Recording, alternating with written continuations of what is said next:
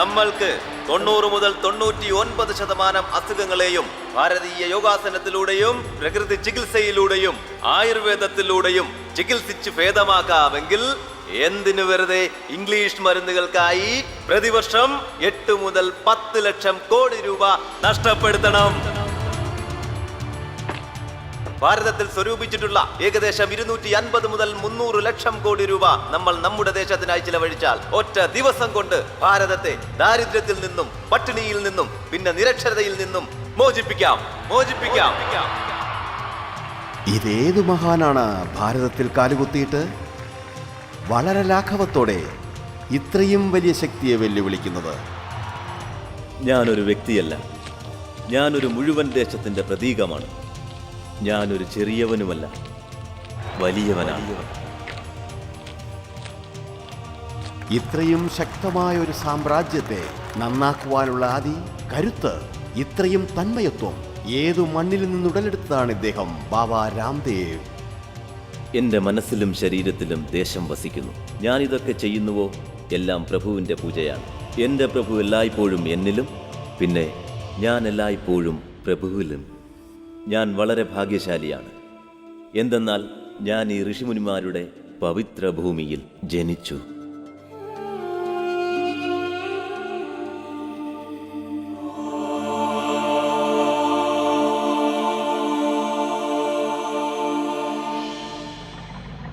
ഭാരതത്തിൽ ഹരിയാനയിലെ മഹേന്ദ്രഗഡ് ജില്ലയിലെ അലിപ്പൂർ എന്ന ഒരു ചെറിയ ഗ്രാമത്തിൽ കുറച്ചു വർഷങ്ങൾക്ക് മുമ്പ് ഒരു ചെറിയ സാധാരണ കുടുംബത്തിൽ കർഷകനായ രാംദിവാസിനും ഗുലാബ് ദേവിക്കും ഒരു കുഞ്ഞു ജനിക്കുന്നു. ആ കുട്ടി ചെറുപ്പം മുതലേ കഠിനാധ്വാനിയായിരുന്നു. ദിവസം മുഴുവൻ പഠിക്കുകയും പിന്നെ മുതിർന്നവരെ ശുശ്രൂഷിക്കുകയും പിന്നീട് വയലിൽ കൃഷിപ്പണിയും ചെയ്തിരുന്നു. ആ കുട്ടി മാതാപിതാക്കൾ പറയാതെ തന്നെ സെക്കൻഡ് ഹാൻഡ് പുസ്തകങ്ങൾ വാങ്ങിച്ചും ടയറിൻ്റെ ചെരുപ്പ് ധരിച്ചും സ്വയം പണം ലാഭിച്ചിരുന്നു. ഇനി ചെരുപ്പെങ്ങാനും പൊട്ടിപ്പോയാൽ അതിൽ ചണം കെട്ടി തൻ്റെ ലക്ഷ്യത്തിലേക്ക് മുന്നോട്ട് നടക്കുമായിരുന്നു. ചെറുപ്പം മുതലേ സ്വാമി രാംദേവിന് പലവിധ ബുദ്ധിമുട്ടുകളും സഹിക്കേണ്ടി വന്നു. ശൈശവത്തിലെ മുഖത്തിന് തളർവാദം അനുഭവപ്പെട്ടു. 6 വർഷം പ്രായത്തിൽ ഗ്രാമത്തിലെ ഒരു കുളത്തിൽ വെച്ച്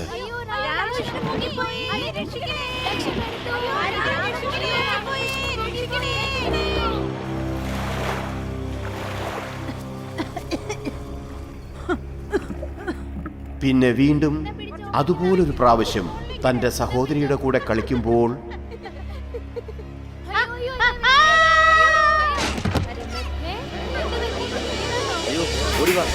ഒരു കുട്ടി വീഴുമെന്ന് തോന്നുന്നു. പെട്ടെന്ന് വാ, പിടിക്ക്. വാ, ആശുപത്രിയിലേക്ക് കൊണ്ടുപോകാം. നെറ്റിയിൽ വലിയ മുറിവുണ്ടായി. കയ്യിലും കാലിലും മുറിവേറ്റിട്ടുണ്ട്. പക്ഷേ മനോധൈര്യം കൈവിട്ടില്ല. മുറ്റത്തേക്ക് തട്ടുംപുറത്ത് നിന്ന് ഇറങ്ങി വന്നപ്പോ എന്താ പറയാ, ഞാൻ ശരിക്കും വിചാരിച്ചു ഇനി എന്റെ കുട്ടി രക്ഷപ്പെടില്ലെന്ന്. ഭഗവാൻ രക്ഷിച്ചു. അദ്ദേഹത്തിന്റെ അമ്മ അദ്ദേഹത്തിന്റെ വലിയ പ്രചോദനമായിരുന്നു. അവർ ദിവസം മുഴുവനും വളരെ ആനന്ദത്തോടും ഉന്മേഷത്തോടും വളരെ സരസമായ രീതിയിലൂടെയും അതുകൂടാതെ ഭാരതത്തിലെ അനേകം മഹാന്മാരുടെ പ്രചോദനങ്ങൾ മൂലവും കഠിനമായി പരിശ്രമിച്ചിരുന്നു. എന്റെ ദേശം ഞാൻ എന്റെ ചാൻസ് വിടില്ല.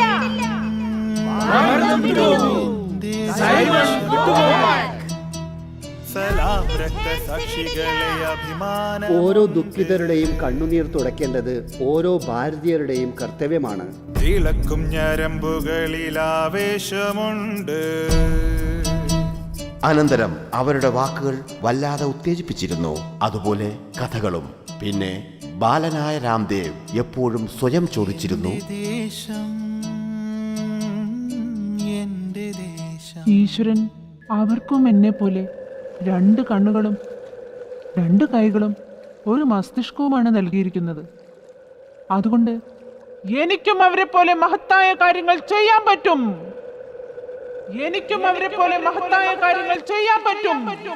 ഇന്ന് നിങ്ങളുടെ എല്ലാവരുടെ മുന്നിൽ ഒരു വേദനയും കരുണയുമായ ഗോമാതാവിനെ നിങ്ങളുടെ സമക്ഷം അവതരിപ്പിക്കുകയാണ്.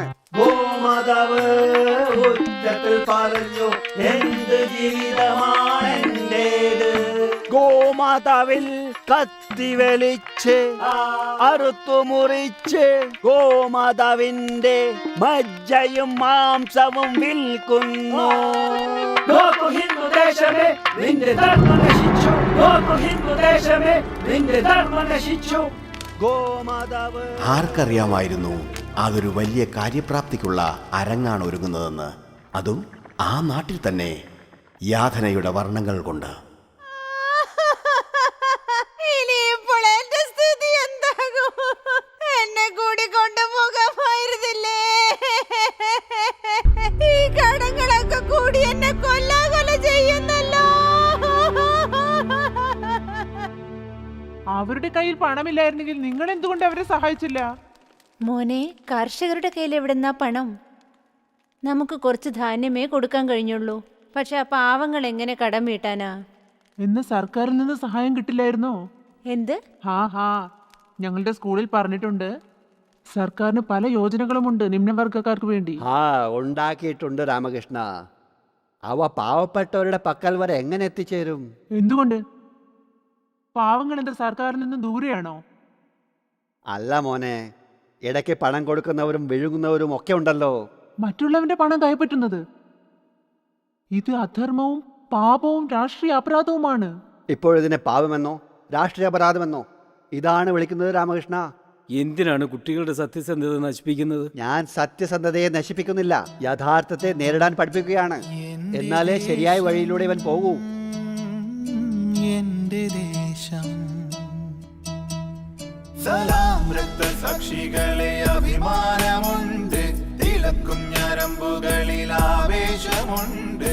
ഉള്ളുവിൽ എത്ര വരി വീതാറിക്കോട്ടെ, എത്ര തന്നെ തീപ്പൊരി ചീതാറിക്കോട്ടെ, തോൽക്കുകയില്ല ഞങ്ങൾ.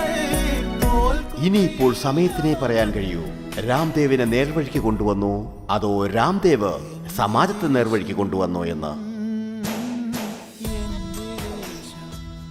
ഇതുപോലെ ഞങ്ങളുടെ ധർമ്മശാലയിൽ കുറച്ചു ദിവസത്തേക്ക് ഒരു ബ്രഹ്മചാരി താമസിക്കാനെത്തി. അദ്ദേഹം ഞങ്ങളുടെ ഇവിടുത്തെ കുട്ടികളുമായി വളരെയധികം ഇടപെടാൻ തുടങ്ങി. അദ്ദേഹം കുട്ടികളോട് അദ്ദേഹത്തിന്റെ ഗുരുകുലത്തെ പറ്റി വളരെ വിസ്തരിച്ച് വർണ്ണിക്കാൻ തുടങ്ങി. കൂടെ മഹർഷി സ്വാമി ദയാനന്ദ സരസ്വതിയുടെ പുസ്തകങ്ങളെ കുറിച്ചും പറയാൻ തുടങ്ങി.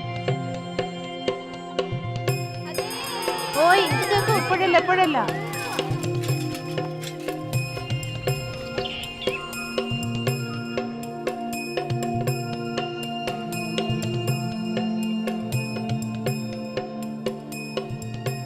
ഭാരതത്തിന്റെ പുരോഗതി ജനങ്ങൾ ജാതിമത ഭേദത്തെ മറികടന്നേ ഉണ്ടാവുകയുള്ളൂ. നമുക്ക് ഇംഗ്ലീഷുകാരിൽ നിന്നും ഇംഗ്ലീഷ് ശൈലികളിൽ നിന്നും മുക്തി ലഭിക്കേണ്ടത് അത്യാവശ്യമാണ്. പിന്നെ ഭാരതീയരുടെ കുറവുകളിൽ നിന്നും, ഉദാഹരണത്തിന് അന്ധവിശ്വാസങ്ങൾ, സ്ത്രീ പീഡനങ്ങൾ. ആഹാരം വരുന്നു. സമാജത്തിൽ പരന്ന വിശ്വാസങ്ങൾ നോക്കി സ്വാമി ദയാനന്ദ സരസ്വതിയുടെ മനസ്സ് പിടയുമായിരുന്നു. അതുപോലെ തന്നെ ബാലനായ രാംദേവിൻ്റെയും. സ്വാമി ദയാനന്ദ് സ്വാതന്ത്ര്യ സമരത്തിൻ്റെയും സ്വദേശിരാജിൻ്റെയും നാദം മുഴക്കുമ്പോൾ കുമാരൻ രാംദേവും ദേശത്തിന് വേണ്ടി എന്തെങ്കിലും ചെയ്യുവാൻ വെപ്രാളപ്പെടുകയായിരുന്നു.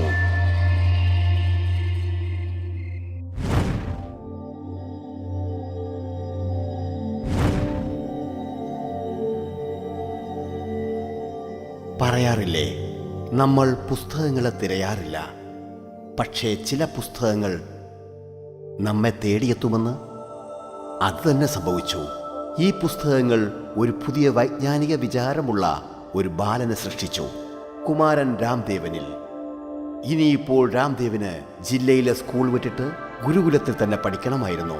എന്തെന്നാൽ അവൻ മെക്കാലയുടെ പ്രസംഗം അതിൽ പ്രതിപാദിച്ചതുപോലെ ആ സമയത്ത് സമയത്തിൻ്റെ കാര്യത്തിൽ കൃത്യനിഷ്ഠ പാലിച്ചിരുന്ന ഭാരതീയരുടെ മേൽ ഇംഗ്ലീഷ് ഭാഷ അടിച്ചേൽപ്പിച്ച് അടിമകളാക്കിയിരുന്നതായും, പിന്നെ ഇംഗ്ലീഷ് സംസ്കൃതിക്ക് മുന്നിൽ ഭാരതീയ സംസ്കൃതിയെ തരം താഴ്ത്തി കാണിച്ച് അവരിൽ ഹീനഭാവം കൊണ്ടുവന്നു.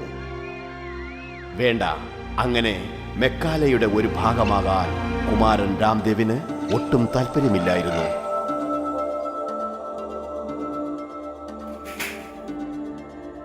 ഒരു ദിവസം രാംദേവ് അച്ഛനമ്മമാരോട് പറയാതെ കുറച്ച് പൈസയും കയ്യിലെടുത്ത് ഗുരുകുലം അന്വേഷിച്ച് യാത്ര തുടങ്ങി.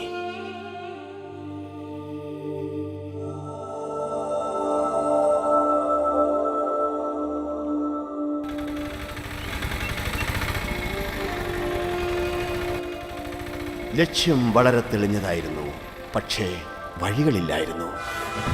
എന്നിട്ടും ഗുരുകുലം അന്വേഷിച്ചുള്ള യാത്ര തുടർന്നു. താമസിക്കാൻ ഒരിടവും കഴിക്കാൻ ഭക്ഷണവുമില്ലാതെ, പൈസയും വളരെ കുറച്ചു മാത്രം.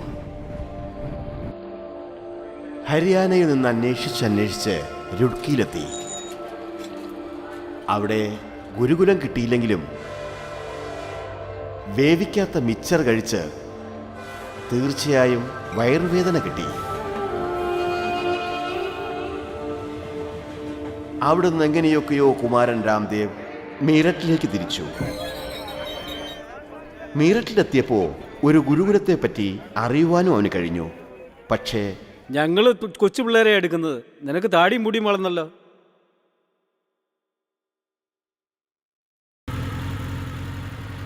മീററ്റിൽ നിന്നും അന്വേഷിച്ച് കൽബ ഗുരുകുലത്തിലേക്കെത്തി. പക്ഷേ ഞങ്ങൾ ചെറിയ കുട്ടികളെയാണ് എടുക്കാറ്. സഹോദര, താങ്കൾക്ക് താടിയും മീശയും ഒന്നും തന്നെ ഇല്ലല്ലോ.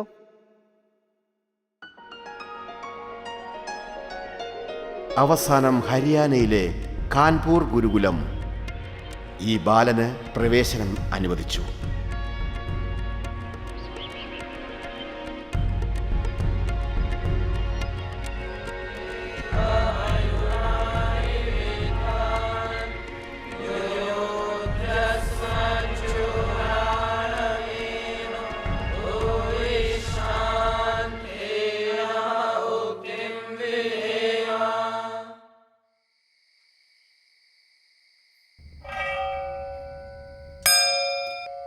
എഴുന്നേൽക്കൂ ആര്യവീര,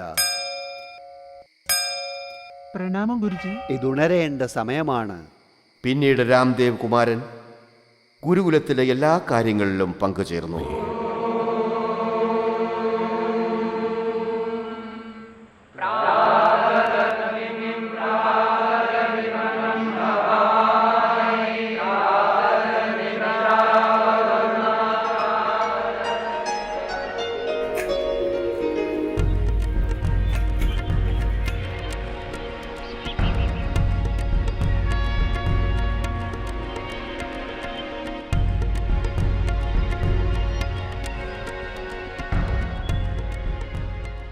അനന്തരം ഈ ഗുരുകുല വിദ്യാഭ്യാസം രാംദേവ് കുമാരൻ്റെ മുഖമുദ്രയായി, പ്രതിച്ഛായയായി.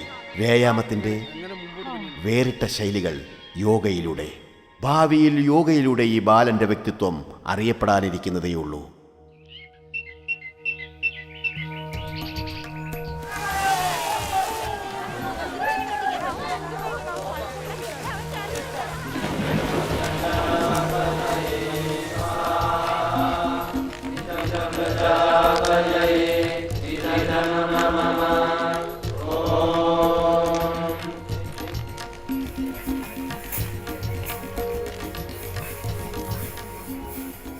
കുമാരൻ രാംദേവ് ഗുരുകുലത്തിൽ പഠനത്തിൽ മാത്രം ശ്രദ്ധ ചെലുത്താതെ അതിലുപരി ശാരീരിക വളർച്ചയ്ക്കും തുല്യ മഹത്വം കൊടുത്തിരുന്നു. പിന്നെ മറ്റുള്ള സേവന പ്രവർത്തനങ്ങൾക്കുള്ള ശിക്ഷണവും. എന്തെന്നാൽ വലിയ വലിയ ജോലികൾക്കായുള്ള തയ്യാറെടുപ്പിൽ കുട്ടികൾ ചെറിയ ചെറിയ സേവനങ്ങളെക്കുറിച്ചും അറിഞ്ഞിരിക്കുവാൻ വേണ്ടിയായിരുന്നു അവ. വലിയ ആളാകാനുള്ള നെട്ടോട്ടത്തിൽ നമ്മുടെ ഉദാര മനസ്സിൽ കൃത്രിമത്വം ഉണ്ടാവരുത്. ഓം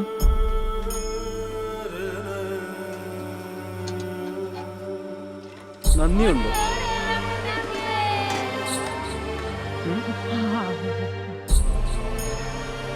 ഓം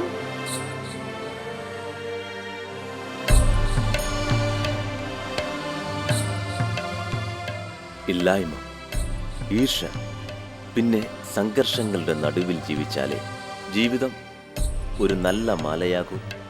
അതുകൊണ്ട് നമ്മുടെ പ്രണാലിയിലെ ഗുരുകുല ശിക്ഷയിൽ നമ്മുടെ പൂർവികരും ഋഷിമുനിമാരും ശിഷ്യരെ ഇങ്ങനെയുള്ള സാഹചര്യങ്ങളിൽ ജീവിക്കാനുള്ള മാർഗവും പഠിപ്പിച്ചു.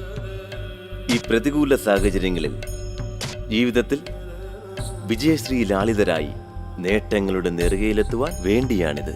പിന്നെ എനിക്ക് തപസ്വിയും ആകണമായിരുന്നു. എന്തു പറ്റി ബ്രഹ്മചാരി? ഒന്നുമില്ല ഗുരുജി, തണുപ്പിനെ അതിജീവിക്കാൻ ശ്രമിക്കുകയാണ്. താങ്കൾ പറഞ്ഞിരുന്നില്ലേ, താപസനാവണമെങ്കിൽ തണുപ്പിനെയും ചൂടിനെയും അതിജീവിക്കുവാനുള്ള കഴിവുണ്ടാവണമെന്ന്. അത് തന്നെ ചെയ്യുന്നു. എന്തൊരു ഗ്രഹണശീലതയാണ് നിന്നിലുള്ളത്. നിന്റെ സങ്കല്പങ്ങൾ പൂർണ്ണമാവട്ടെ. ഇതിനു വേണ്ടിയാണോ നിന്നെ ജനിപ്പിച്ചത്? നീ വീട് വിട്ട് ഇറങ്ങിപ്പോവാൻ പറഞ്ഞത് കേട്ടില്ലേ?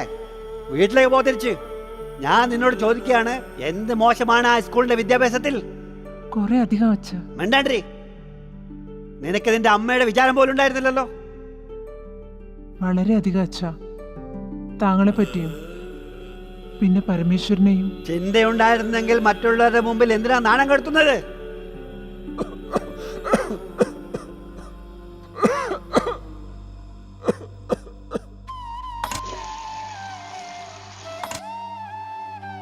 അത് പിന്നെ ഇവിടുത്തെ നമ്മുടെ നാട്ടിലെ ഒരു പെൺകുട്ടി നിന്നെ തിരിച്ചറിഞ്ഞുകൊണ്ട് അപ്പോഴാണ് നിന്നെപ്പറ്റി ഞങ്ങൾക്ക് അറിഞ്ഞത്. അവൾ പറഞ്ഞു, രാംനിവാസിൽ അന്നത്തിന് ബുദ്ധിമുട്ടുണ്ടായിരുന്നെങ്കിൽ ഞങ്ങൾ അയച്ചു തന്നേനെന്ന്. കുട്ടിയെ കൊണ്ട് എന്തിനാ യാചിപ്പിക്കുന്നത്? അച്ഛ, ഇത് യാചനയല്ല, ഭിക്ഷയാണ്. നമ്മൾ യാചിക്കുന്നത് എളുപ്പ വഴികളിലൂടെ നേടാനാണ്. ഇത് നമുക്ക് വിനയം ശീലിക്കാൻ വേണ്ടിയാണ്. അഹങ്കാരം മനസ്സിലുള്ളപ്പോൾ പിന്നെ അറിവെന്തിനാണ് നമുക്ക്? പിന്നെ ഒരു കാര്യം കൂടി മനസ്സിലാക്കണം, ദരിദ്രരുടെ അന്നവും ജലവും കൊണ്ടാണ് നമുക്ക് ആഹാരം കിട്ടിയത്. അതുകൊണ്ട് അവർക്ക് വേണ്ടിയും നമുക്ക് ഓരോ കർത്തവ്യമുണ്ട്. നീ നേരെ വരുന്നു, അല്ല കയ്യും കാലും ഒടിക്കണോ? ഞാൻ പ്രസംഗിക്കാൻ തുടങ്ങിയിരിക്കുന്നു. അച്ഛാ, എന്തു വേണമെങ്കിലും ഒടിച്ചോളൂ, ജീവനും എടുത്തോളൂ. എന്നാലും ഞാൻ ഈ ഭാരതീയ ശിക്ഷണ ശൈലിയിലുള്ള പ്രണാളി വിടില്ല.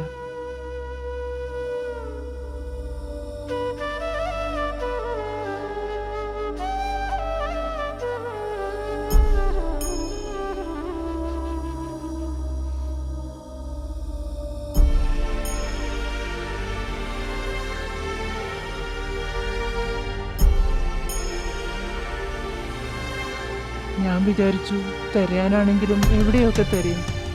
15 ദിവസത്തിന് ശേഷം കിട്ടിയപ്പോൾ പിന്നെ ഞങ്ങൾ തമ്മിൽ കുറച്ച് അങ്ങോട്ടും ഇങ്ങോട്ടും ഒക്കെ വർത്താനുണ്ടായി. പിന്നെ അവൻ പറഞ്ഞു ദേശത്തിനു വേണ്ടി നല്ലത് ചെയ്യുമെന്നും അമ്മ കരയരുതെന്നും എന്നെ ആശീർവദിക്കണമെന്നും എന്ത് കാര്യം ചെയ്താലും അത് നല്ലതായിരിക്കുമെന്നും. ഇതുപോലെ ഡൽഹിയിലെ ഗൗതം നഗറിലെ ഗുരുകുലത്തിലും ഒരു ബാലനുണ്ടായിരുന്നു. വളരെ ജിജ്ഞാസുവായ ബാലൻ, ബാലകൃഷ്ണൻ. ഗുരുകുലത്തിലെ കഠിനമായ അന്തരീക്ഷത്തിൽ പ്രായമായ കുട്ടികളെ മാതാപിതാക്കളാണ് കൊണ്ടുവന്ന് ചേർക്കാറുള്ളത്. പക്ഷേ ഈ കുട്ടി വീട്ടുകാരോടൊന്നും പറയാതെ രാംദേവിനെ പോലെ തന്നെ സ്വന്തം ഇഷ്ടപ്രകാരം ഒരു സ്കൂൾ വിട്ട് വന്നതാണിവിടെ. അതും ആരുടെയോ കയ്യിൽ നിന്നും പണം വാങ്ങിച്ചിട്ട് ഗുരുകുല വിദ്യാഭ്യാസത്തിനായി. കുമാരൻ രാംദേവിന്റെ പ്രിയ ചോദ്യം എന്തുകൊണ്ട് എന്നായിരുന്നതുപോലെ ഈ കുട്ടിയും അധ്യാപകരുടെ മുന്നിൽ ചോദ്യങ്ങളുടെ ഒരു ശരം തന്നെ തൊടുത്തുവിടുമായിരുന്നു. മാന്യ ഗുരുജി, ഇന്നത്തെ പരിപാടിയിൽ ശൃംഗാരരസം എങ്ങനെയുണ്ടായി? മഹർഷി ദയാനന്ദ സരസ്വതിജി പറഞ്ഞിരിക്കുന്നത് വിദ്യാർത്ഥികളെ പ്രലോഭിപ്പിക്കുന്ന ദൃശ്യങ്ങളിൽ നിന്നും മാറി നിൽക്കണമെന്നാണ്. രണ്ടാമത്, ഇന്നൊരു വിദ്യാർത്ഥിയെ കളിയാക്കുന്നത് കണ്ട് എനിക്ക് വളരെ വിഷമവും തോന്നി. മറ്റൊരാളെ കളിയാക്കുകയോ അഥവാ തെറ്റുകൾ എന്തെങ്കിലും ചെയ്താലും അതിന്റെ ശിക്ഷ ദൈവം തന്നെ കൊടുത്തുകൊള്ളും. നമ്മൾ അതിനെപ്പറ്റി ഓർക്കേണ്ടതേയില്ല. ഇത്തരത്തിലുള്ള പ്രലോഭനങ്ങളുടെ പരിണാമഫലമായിരുന്നു അദ്ദേഹം ഒരു ഗുരുകുലം വിട്ട് മറ്റൊന്ന് അന്വേഷിച്ചിറങ്ങിയിരുന്നത്.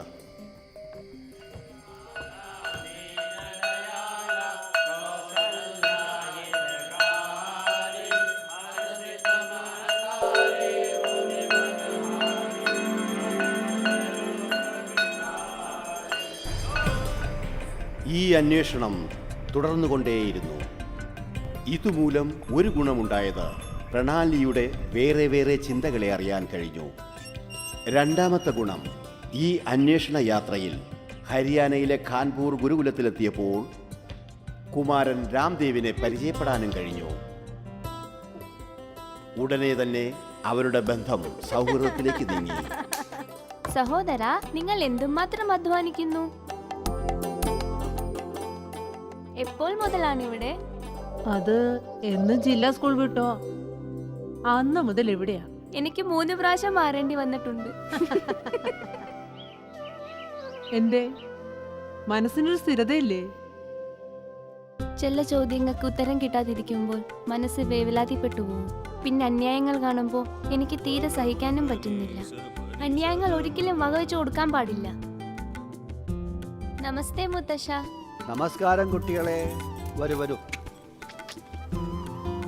വരൂ വരൂ. ആ, ആ. ആ, ആ. ബാലകൃഷ്ണ, ഗുരുകുലത്തിലെത്തുമ്പോൾ ഞാനൊരു പുസ്തകം വായിക്കാൻ തരും. ഉം?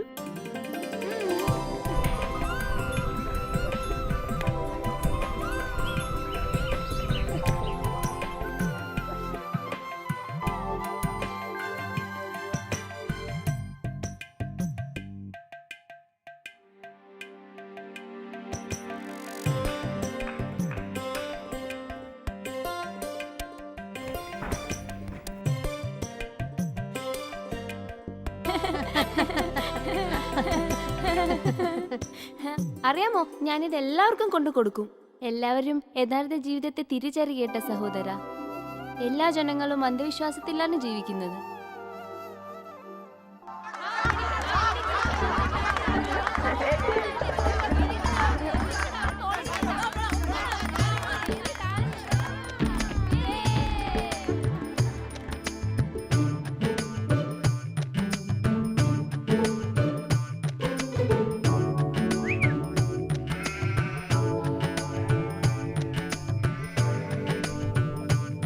ആ, അത് നോക്ക് ബാലകൃഷ്ണ.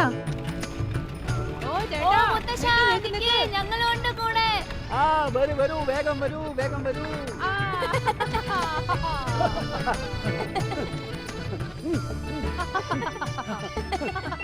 काफी चीज ലെഫ്റ്റ് सहायक प्रथमा ചുട്ടു.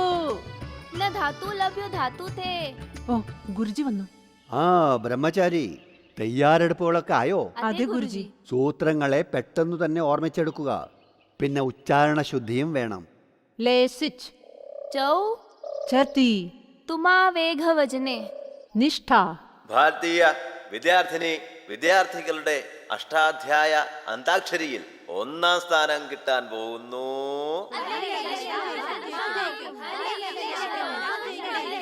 കാൺപൂർ ഗുരുകുലത്തിലെ വിദ്യാർത്ഥികളായ രാമകൃഷ്ണനും ബാലകൃഷ്ണനും.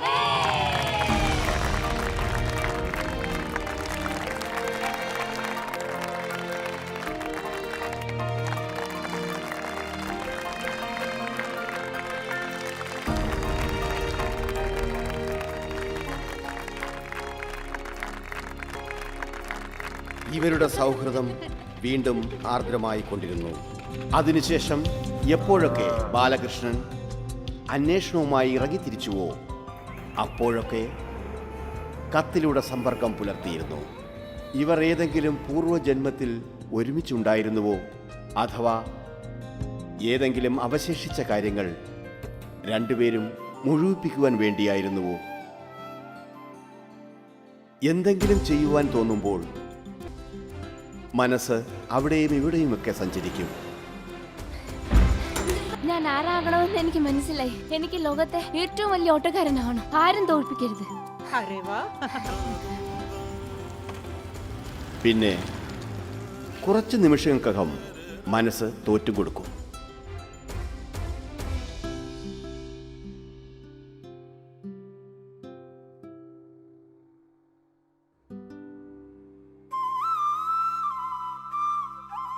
എന്തെങ്കിലും വലിയ കാര്യം ചെയ്യണമെന്നറിയാമായിരുന്നു.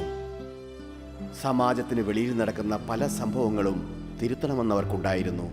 അതെ, അതവർക്ക് തിരുത്തുക തന്നെ വേണം.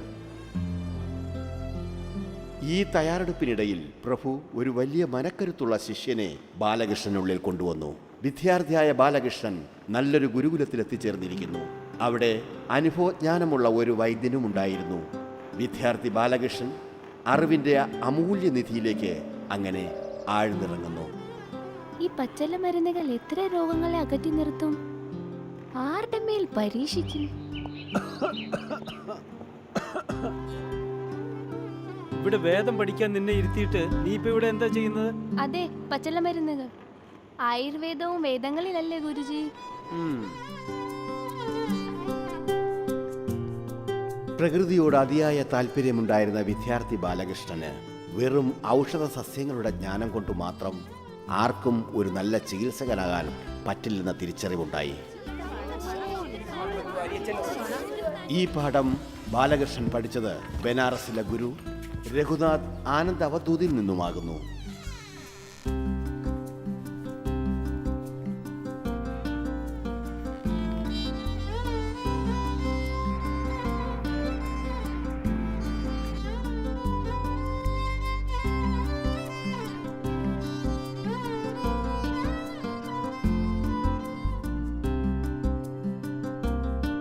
തന്നോളൂ ഗുരുജി.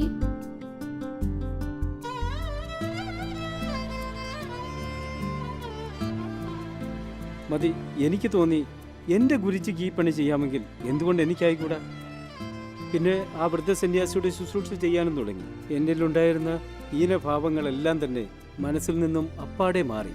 അവശേഷിച്ചത് ആതുരസേവനം മാത്രം. എത്രയോ കാര്യങ്ങൾ ഈ ഗുരുകുലത്തിൽ നിന്ന് പഠിക്കാൻ കിട്ടുന്നുണ്ടായിരുന്നു.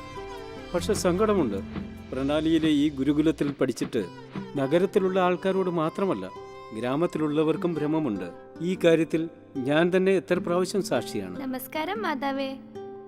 നോക്കി കുട്ടി എത്ര സമർത്ഥനാണെന്ന്. പാവം ഇവരവനെ കുരുക്കിലാക്കി. ഇതിന്റെ അമ്മ കരയുന്നുണ്ടാവും ചിലപ്പോ. വട്ടം കറക്കും ഇവൻ. എത്ര കഠോരമാകാൻ കഴിയും?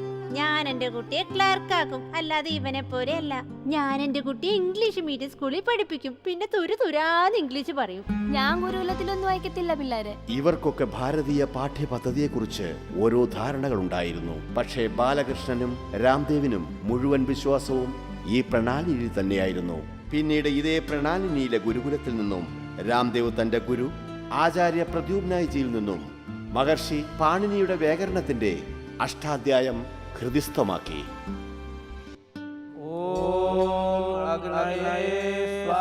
അനന്തരം കാൽവാ ഗുരുകുലത്തിൽ ആചാര്യ ബൽദേവ്ജിയിൽ നിന്നും വ്യാകരണത്തോടുകൂടി വേദാന്തങ്ങളുടെ ശിക്ഷദീക്ഷ ഹൃദിസ്ഥമാക്കിയ ശേഷം അങ്ങനെ രാമകൃഷ്ണൻ ആചാര്യൻ രാംദേവായി മാറുന്നു. അതിനുശേഷം ഭാരതീയ ദർശൻ ഉപനിഷത്തുകളുടെയും വേദങ്ങളുടെ ആർദ്രമായ അറിവ് തേടി ആചാര്യ രാംദേവ് നമ്മുടെ ദേശത്ത് കുറേ സ്ഥലങ്ങളിൽ പോയി. ചിലപ്പോൾ ദക്ഷിണേന്ത്യയിലെ വിദ്വാൻമാരെടുത്താണെങ്കിൽ, ചിലപ്പോൾ സൗരാഷ്ട്രയിൽ, ചിലപ്പോൾ മഹാരാഷ്ട്രയിലെ പരിജ്ഞാനികളുടെ അടുത്ത്, കുറേ യോഗികളുടെ അടുത്തു നിന്നും യോഗയുടെ വളരെ ചെറിയ ചെറിയ കാര്യങ്ങൾ പോലും അദ്ദേഹം മനസ്സിലാക്കുന്നു. യുവാവസ്ഥയിൽ ഗുരുകുലത്തിൽ പ്രവേശിച്ച ബാലകൃഷ്ണനും ഇതിനിടയിൽ ഗുരുകുല വിദ്യാഭ്യാസം പൂർത്തീകരിച്ചിരിക്കുന്നു. പിന്നെ ഇഷ്ടവിഷയമായ ഔഷധ സസ്യങ്ങൾ കൊണ്ടുള്ള രോഗനിവാരണമെന്ന വിഷയത്തിൽ ഇണങ്ങിച്ചേർന്നു. ഒരു വഴിയും ഒരു ലക്ഷ്യവും അദ്ദേഹത്തിന് ദൂരെയായിരുന്നില്ല.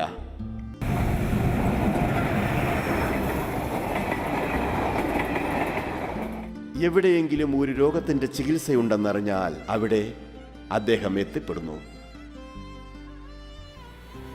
ഹിമാലയത്തിലെ സന്യാസികളിൽ നിന്നും തണുപ്പിനെയും വിശപ്പിനെയും നിയന്ത്രിച്ച് കുറയ്ക്കാവുന്ന ഔഷധ സസ്യങ്ങളെപ്പറ്റി മനസ്സിലാക്കുന്നു. അവരിൽ നിന്ന് തന്നെ കരൾ രോഗത്തിനും മൈഗ്രെയിനുമുള്ള ഔഷധങ്ങളെപ്പറ്റിയും അറിയാൻ കഴിയുന്നു. പരമ്പരാഗതമായ ഔഷധങ്ങളെക്കുറിച്ചുള്ള പഠനയാത്രയിൽ പലപ്പോഴും തെറ്റായ കൂട്ടും കിട്ടിയിരുന്നു. എന്നിരുന്നാലും കൂടുതൽ പഠിക്കുവാനുള്ള അവസരം കിട്ടി. അതേപോലെ ആധുനിക വിശേഷജ്ഞന്, അതായത് ബോട്ടണിസ്റ്റിൽ അറിവും ലഭിച്ചു. പിന്നെ ആടുമാടുകളെ മേയ്ക്കുന്ന ആദിവാസികളിൽ നിന്നും അൾസറിനുള്ളതും മുറിവുണങ്ങുന്നതിനുമായ ഔഷധ സസ്യങ്ങളുടെ ജ്ഞാനം ലഭിച്ചു. ആചാര്യ രാംദേവിന്റെ യാത്ര തുടർന്നുകൊണ്ടേയിരുന്നു, ജീവന ദർശനത്തിന്റെയും യോഗയുടെയും. പക്ഷേ ഈ യാത്രയിലൂടെ ഒരു സത്യം കൂടി പ്രത്യക്ഷപ്പെടുന്നുണ്ടായിരുന്നു. കൂടി വരുന്ന ഭ്രഷ്ടാചാരങ്ങളും ദേശത്തിന്റെ നഷ്ടപ്പെട്ട മൂല്യത്തെക്കുറിച്ചും ബാല്യത്തിലെ കഷ്ടതയ്ക്ക് അറുതിയുണ്ടായി. ഈ ആത്മചിന്തയുടെ പരിണാമഫലമായി രാമദേവിന് ഒരു ഗുരുകുലം നടത്തുവാനുള്ള കാര്യത്തെക്കുറിച്ച് ആലോചനയുണ്ടായി. അദ്ദേഹം ഗുരുകുലം കിഷൻഗഡ് കാസേഡയിൽ എത്തിച്ചേർന്നു. അദ്ദേഹത്തിന്റെ മനസ്സിലെ ഉദ്ദേശമനുസരിച്ച് പ്രണാലി ഗുരുകുലത്തിൽ നിന്നും വെറും ഒന്നല്ല, പക്ഷേ അനേകം ചരിത്രവാന്മാരായ IAS IPS ഓഫീസർമാരെ തയ്യാറാക്കുകയായിരുന്നു. എന്നിട്ട് അവരിൽ കൂടി ഭാരതത്തിൻ്റെ വ്യവസ്ഥയുടെ കായകൽപ്പത്തെക്കുറിച്ചും ചിന്തിച്ചു. അവിടെ ദേശം മുഴുവൻ യാത്ര ചെയ്യുന്ന ആയുർവേദത്തിൽ പ്രശസ്തനായ ആചാര്യൻ ബാലകൃഷ്ണൻ ഈ പ്രണാലിനിയെ ജനങ്ങളിലേക്ക് എത്തിക്കുവാൻ വേണ്ടിയുള്ള ആശയം തൻ്റെ മിത്രമായ ആചാര്യ രാംദേവിനെ അറിയിക്കുകയാണ്. അദ്ദേഹം ഇനി ഗുരുകുലത്തിന് വെളിയിലുള്ളവരുമായി ബന്ധപ്പെടട്ടെ എന്നും ആലോചിച്ചു. ഇതേ സമയം ആചാര്യ രാംദേവും ഏതാണ്ട് ഇതേ ചിന്തയിലായിരുന്നു.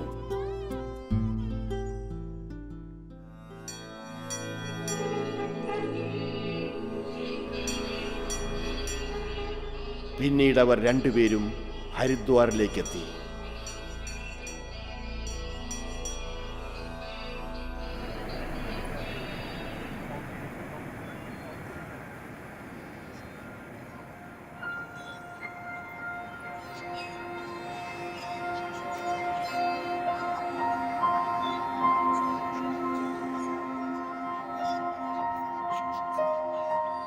അവിടെ നിന്നവർ നേരെ സമാജ സേവനത്തിനായി ഇറങ്ങിത്തിരിക്കുകയായിരുന്നു.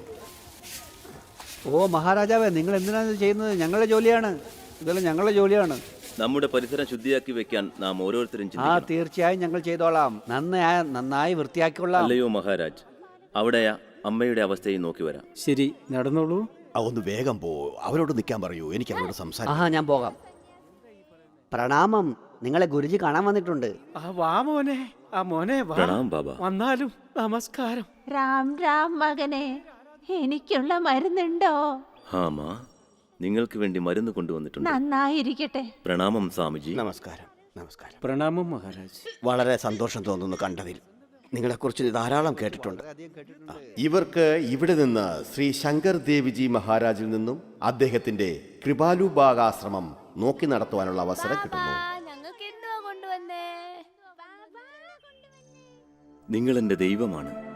പക്ഷേ ഇതിനിടയിൽ നമ്മുടെ ദേശവാസികളുടെ ദാരിദ്ര്യം, പട്ടിണി, നിരക്ഷരത, ഇല്ലായ്മ, ശോഷണം ഇതൊക്കെ കണ്ട് അദ്ദേഹത്തിന്റെ മനസ്സ് വ്യാകുലപ്പെട്ടു. പ്രണാമം. ഈ മരുന്ന് കഴിച്ചോളൂ, ഫലമുണ്ടാവും. പിന്നെ ശർബതി ദേവി, എങ്ങനുണ്ട്? സുഖമല്ലേ? പ്രണാമം സ്വാമി. പ്രണാമം.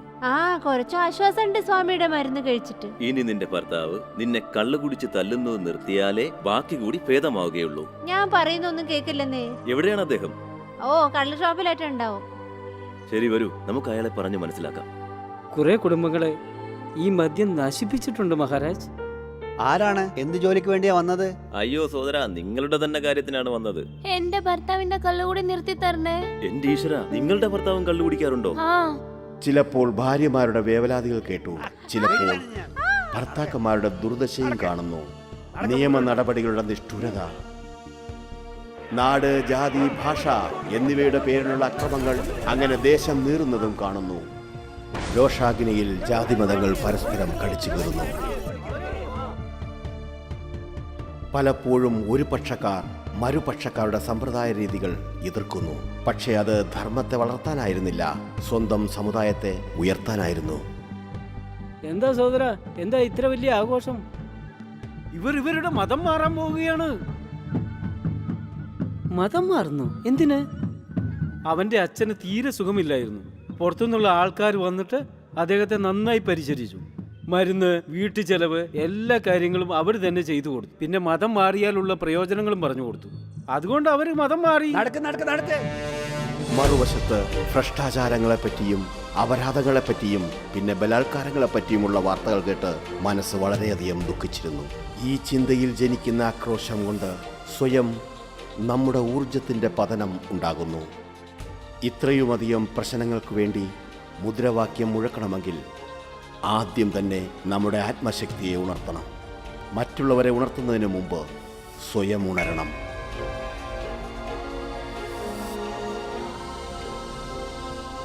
അപ്പോഴേക്കും അവർ രണ്ടുപേരും ഭാരതത്തിൻ്റെ തപോഭൂമിയായ ഗംഗയുടെ ഉത്ഭവസ്ഥാനമായ ഗംഗോത്രിയിലെത്തിച്ചേർന്നു. ഇവിടെ ഇന്നും കുറേ പുണ്യാത്മാക്കൾ കഠിന ധ്യാനത്തിലും മറ്റും മുഴുകിയിരിക്കുകയാണ്. ആത്മോന്നതിക്കായുള്ള പ്രതീക്ഷയിൽ ഇവർ രണ്ടുപേരും ആ ഗുഹകളിലും കലുങ്കുകളിലും എത്തിച്ചേർന്നു. അതേ തപോവസ്ഥയിലെത്തിച്ചേരാൻ ശൈശവത്തിൽ അവർ സങ്കല്പിച്ചതുപോലെ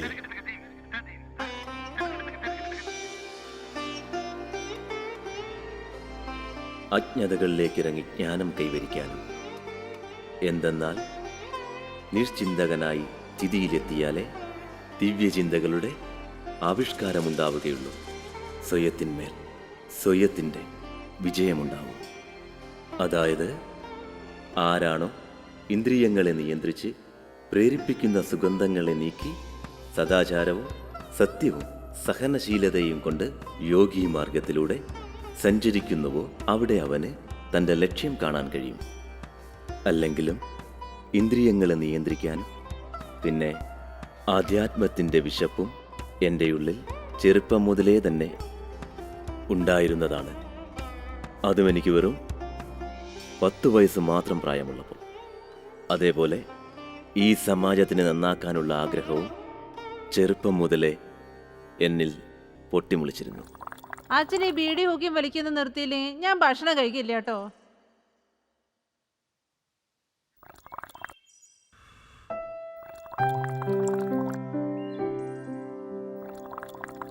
ഏ ദദ്ദു, ഏ പപ്പു, ഏ രാജേഷ്, എന്റെ അമ്മ വിളിക്കുന്നുണ്ട്. എല്ലാരും ഭക്ഷണം കഴിക്കാൻ വരാ. ഭക്ഷണം കഴിക്കാൻ പോവാ. ഈ വികൃതി കുട്ടിക്ക് ചോറ് കൊടുക്കുന്നതിലും ഭേദം പട്ടിണി കിടന്ന് ചാവുന്നതാണ്.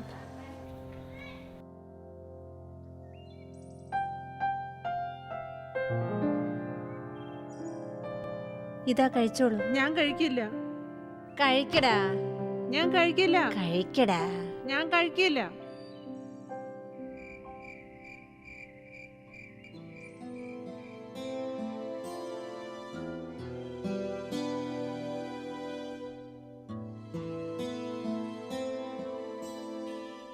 ഈ പൗർണമി നാളിൽ ബാബ ബക്ഷിദാസ് ജിയുടെ അമ്പലത്തിൽ സത്സംഗിൻ്റെ ദിവസം നിർത്തിക്കൊള്ളാം ഹുക്കയും ബീഡിയും. ഇതാ ഇനിയെങ്കിലും കഴിച്ചൂടെ മോനെ?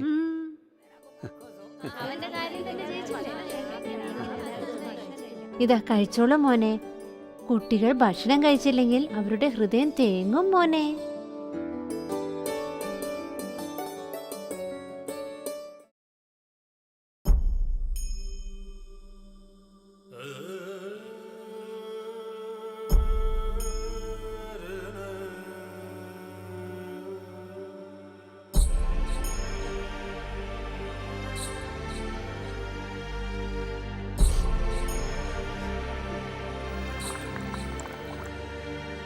ഇതാ കുടിച്ചോ, കുടിച്ചോളൂന്നേ.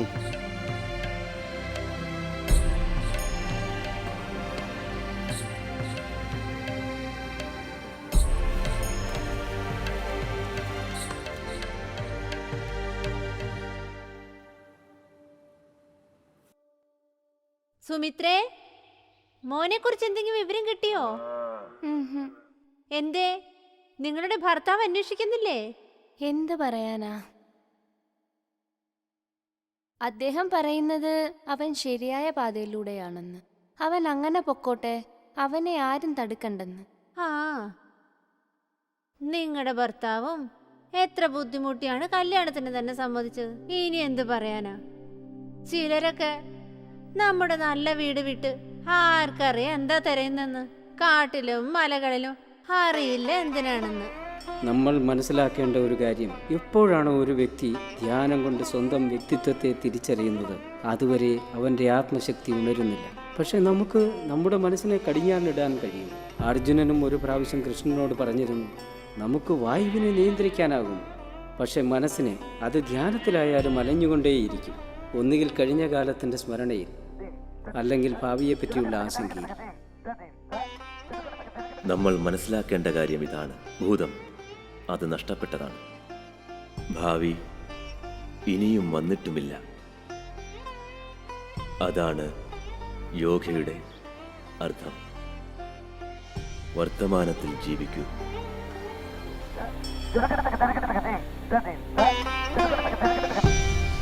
പിന്നെ വർത്തമാനത്തിൽ ജീവിക്കൂ. ജീവിതത്തെ ഒരു ഉത്സവമാക്കി മാറ്റൂ.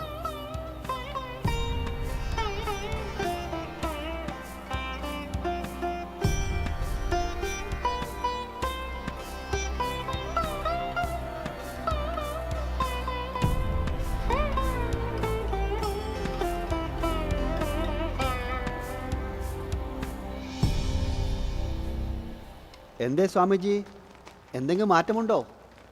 ബാലകൃഷ്ണന്റെ സേവനം കൊണ്ട് വളരെയധികം പ്രയോജനമുണ്ട്. നോക്കൂ ബാലകൃഷ്ണ, നീ ഒരു ദിവസം വലിയൊരു വൈദ്യനാകും. മനസ്സിനപ്പുറത്തേക്ക് പോയാലേ ഒരു വ്യക്തി തൻ്റെ അസ്തിത്വത്തോട് യോജിക്കുകയുള്ളൂ. യോഗശ്ചിത്ത് വൃദ്ധി നിരോധ. ഗുരുജി, എൻ്റെ ഭാഗ്യത്തിൽ എന്താണുള്ളതെന്ന് ഒന്ന് പറയൂ. കൈകൾ വളരെ നല്ലതാ, പക്ഷെ ചെയ്യുന്ന കർമ്മം നല്ലതായിരിക്കണം. ഭാഗ്യം അത് സ്വയം നന്നായിക്കൊള്ളും. അല്ലിച്ച, നിങ്ങൾ എന്തിനാ ചുമയ്ക്കുന്നത്? എന്തെങ്കിലും ബുദ്ധിമുട്ടുണ്ടോ? ശ്വാസം. എനിക്ക് തോന്നുന്നത് ആസ്മയുടെ അസുഖമാണെന്നാ. എന്റെ അരികിൽ വരൂ, താങ്കളെ കൊണ്ട് യോഗ ചെയ്യിക്കാം. യോഗയുടെ അർത്ഥം തന്നെ നമ്മുടെ കേന്ദ്രബിന്ദുവുമായി ഒത്തുചേരുക എന്നതാണ്. പിന്നെ എല്ലാത്തിനും നാം നമ്മെ തന്നെ കാണുക. ഇത് തന്നെയാണ് സാധനയിലേക്കുള്ള വഴിയും മുക്തിയുടെ മാർഗവും. പ്രഭുവിൻ്റെ ദർശനത്തിൽ ഓരോരോ ക്ഷണത്തിലും ഓരോരോ കണികയിലും അഭീപ്സ, തിതിക്ഷ, ജിജ്ഞാസ, ദാഹം, വിശപ്പ്, വിരഹം, മുമുക്ഷത്ത്, ജീവിതത്തിൽ വരാനിരിക്കുന്ന സമസ്ത ദോഷങ്ങളും, കാമക്രോധ ലോഭമോഹങ്ങൾ, അഹങ്കാരവും ക്ലേശങ്ങളും, പിന്നെ എല്ലാ അശുഭങ്ങളെയും ത്യജിച്ചുകൊണ്ട് ഭഗവാനു വേണ്ടി സമഗ്ര സമർപ്പണവും യാതൊരു വാശിയുമില്ലാതെ ആത്മസമർപ്പണവും. ഇതിലൂടെയാണ് മുക്തിയും പൂർണ്ണ തൃപ്തിയും.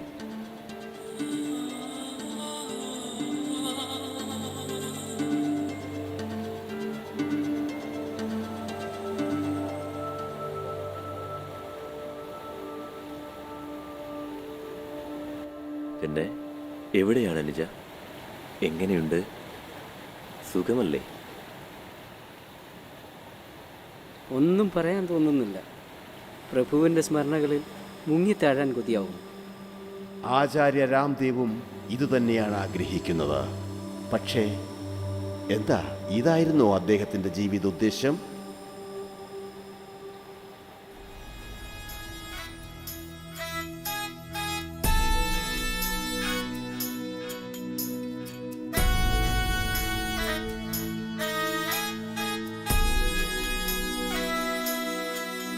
കൊടും കാറ്റിലും ദീപം തെളിയിക്കുന്ന എൻ്റെ ദേശമേ, എൻ്റെ ദേശമേ. കൊടും കാറ്റിലും ദീപം തെളിയിക്കുന്ന ദുഃഖിതരുടെ വേദന മാറ്റും ഞങ്ങൾ. വരു കൈ കോർത്തു സ്പർദ്ധമാറ്റി ധൈര്യം കൈവിടിയാതെ. എൻ്റെ ദേശം, എൻ്റെ ദേശം, എൻ്റെ ദേശം, എൻ്റെ ദേശം.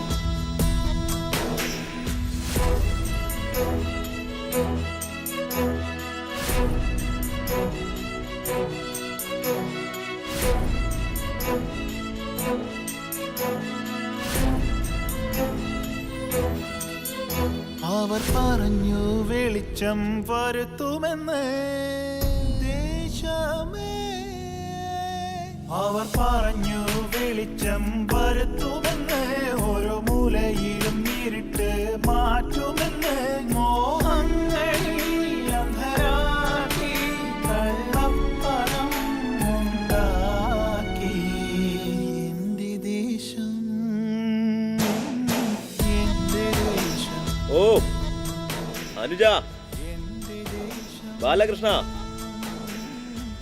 ഞാനൊരു കാര്യം ആലോചിക്കുന്നുണ്ട്. അനുജ, നമ്മൾ സംസാരിക്കേണ്ടിയിരിക്കുന്നു. പിന്നെ എന്തെങ്കിലും ചെയ്യേണ്ടിയും വരും.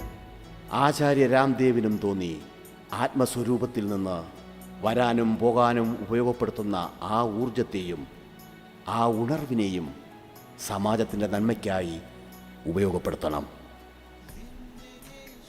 എന്തെന്നാൽ ഭാരതമെന്ന ജനനി അവരെ വിളിക്കുന്നുണ്ടായിരുന്നു. ഇത്തവണ വേറിട്ടെന്തെങ്കിലും ചെയ്യണമെന്ന ആഗ്രഹവും ചിന്തയും. മുന്നോട്ടുള്ള ആധ്യാത്മിക യാത്രയിൽ ഇത്തരത്തിലുള്ള സേവനങ്ങളെയും ഉൾക്കൊള്ളിക്കണം.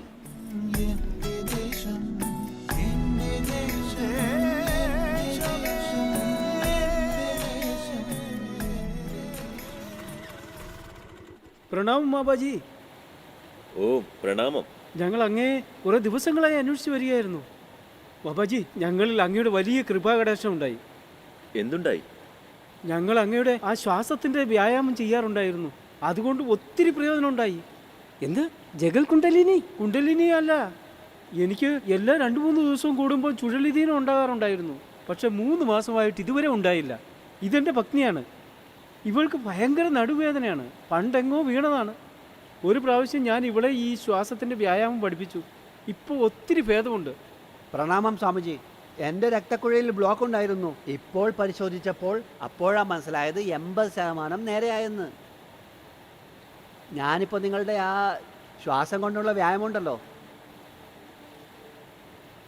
യോഗ ആത്മാവിനെ ഉണർത്തുന്നതിനോടൊപ്പം രോഗങ്ങളെയും ശമിപ്പിക്കുവാനുള്ള ഒരു സാധനയാണെന്നറിയണം.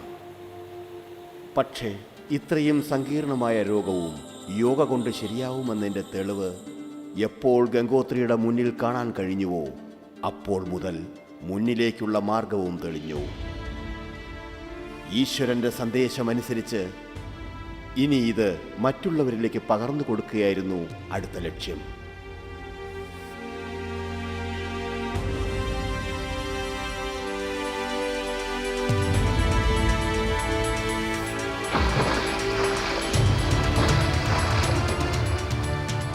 ഹേ ഈശ്വര, ഹേ ഗംഗാമാതാവേ, ഞാൻ നിന്റെ പുത്രൻ ഇന്ന് ദൃഢനിശ്ചയമെടുക്കുന്നു.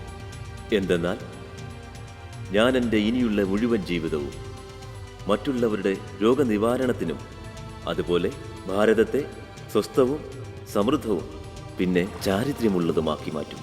അതേപോലെ നമ്മുടെ പൂർവികർ നേടിത്തന്ന സംസ്കൃതിക്കായി ജനങ്ങളെ ബോധവാന്മാരാക്കുകയും ഗൗരവമുള്ളവരാക്കി മാറ്റും. എന്തെന്നാൽ പിന്നീട് അവരെ ആരും ഭ്രമിപ്പിക്കാതിരിക്കുക. ഇതെൻ്റെ ഉറപ്പാണ്. ജനനി ഭാരതാംബയെ നിനക്കായി.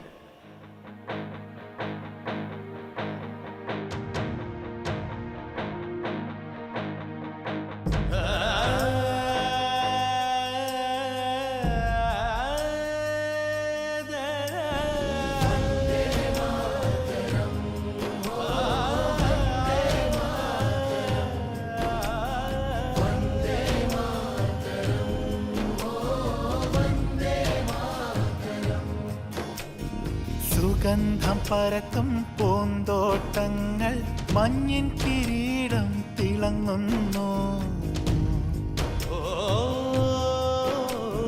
വേദപുരം ജപിക്കുന്നത് ഇവിടെ, ഉദ്ഘോഷമോമിൻ്റെതാണിവിടെ. ഇത്രയും ഋഷിവാര്യർ എവിടെ? സഭ്യത തന്നെ സംഗമമല്ലേ. അമ്മേ നീ മാത്രം അഭയം, നിന്നെ പോൽ വേറാരാണ്? നിന്നെ പോലെ വേറാരുണ്ട്?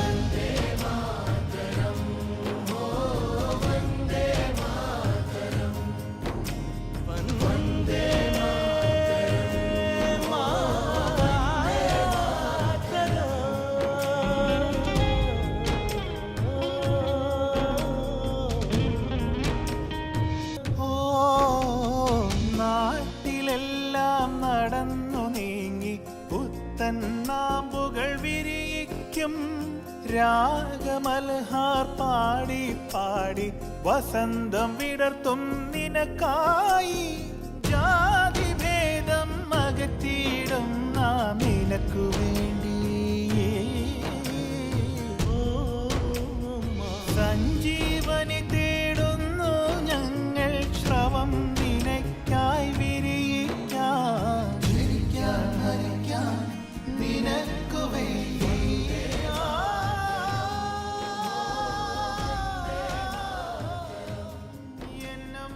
ബാലകൃഷ്ണൻ എവിടെയാ? കണ്ടുവോ? ഓ സോദരാ, കണ്ടില്ല അല്ലേ? അരേ മഹാരാജ്, ഒന്ന് നിന്നാലും.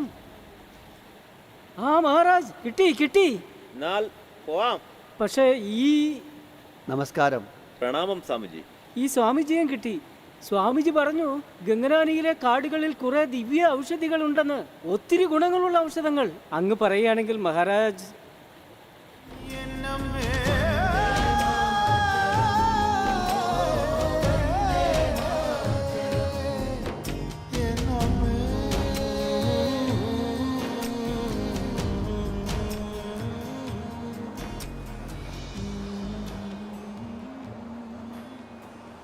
പ്രണാം സ്വാമിജി.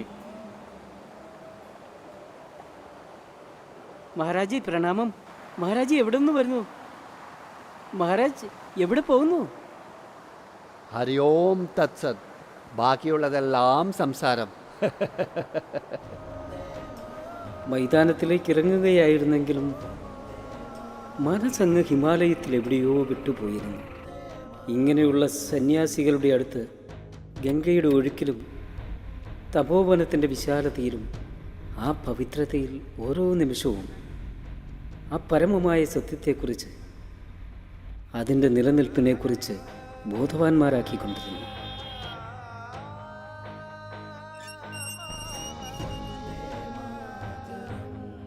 വന്നോ? പ്രതീക്ഷിക്കുകയായിരുന്നു. എപ്പോഴേ? അറിയാമല്ലോ. അറിയാമായിരുന്നു ഒരു ദിവസം നിങ്ങൾ രണ്ടാളും എത്തുമെന്ന്. ഇവിടെ നിന്ന് നിങ്ങളുടെ കാര്യങ്ങൾ തുടങ്ങിക്കോളൂ.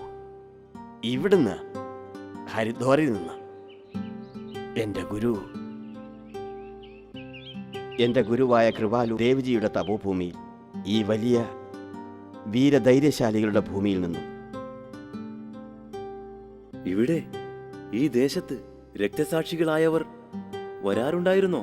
ആ, ഇവിടെ രാസ്ബിഹാരി ബോസ് തൻ്റെ കൂട്ടാളികളായ സ്വാതന്ത്ര്യ സമര സേനാനികളുമായിട്ട് ഇവിടെ ഇരുന്ന രഹസ്യ മീറ്റിംഗ് നടത്തിയിരുന്നേ.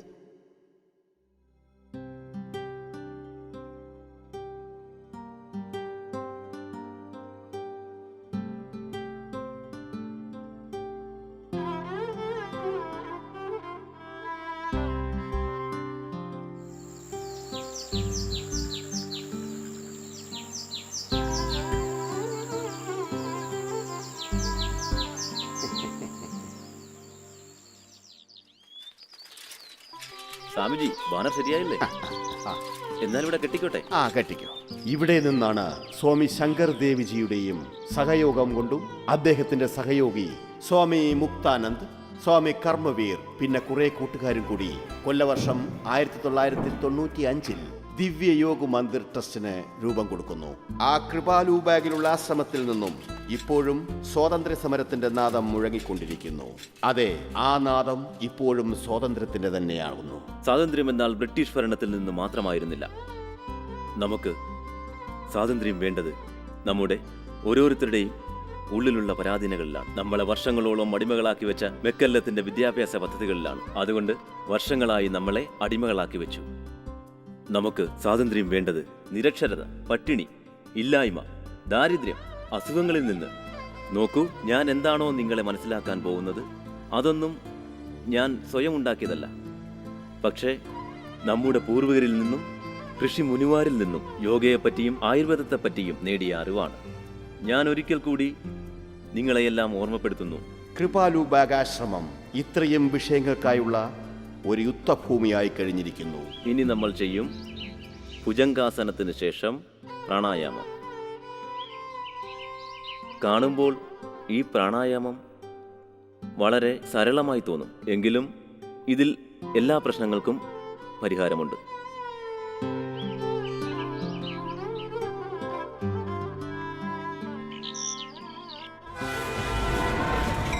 ഗുരുകുലത്തിൽ പഠിച്ചിട്ട് സംസ്കൃതം പഠിപ്പിക്കാമെന്നല്ലാതെ വേറെ എന്ത് ചെയ്യാൻ പറ്റുമായിരുന്നു?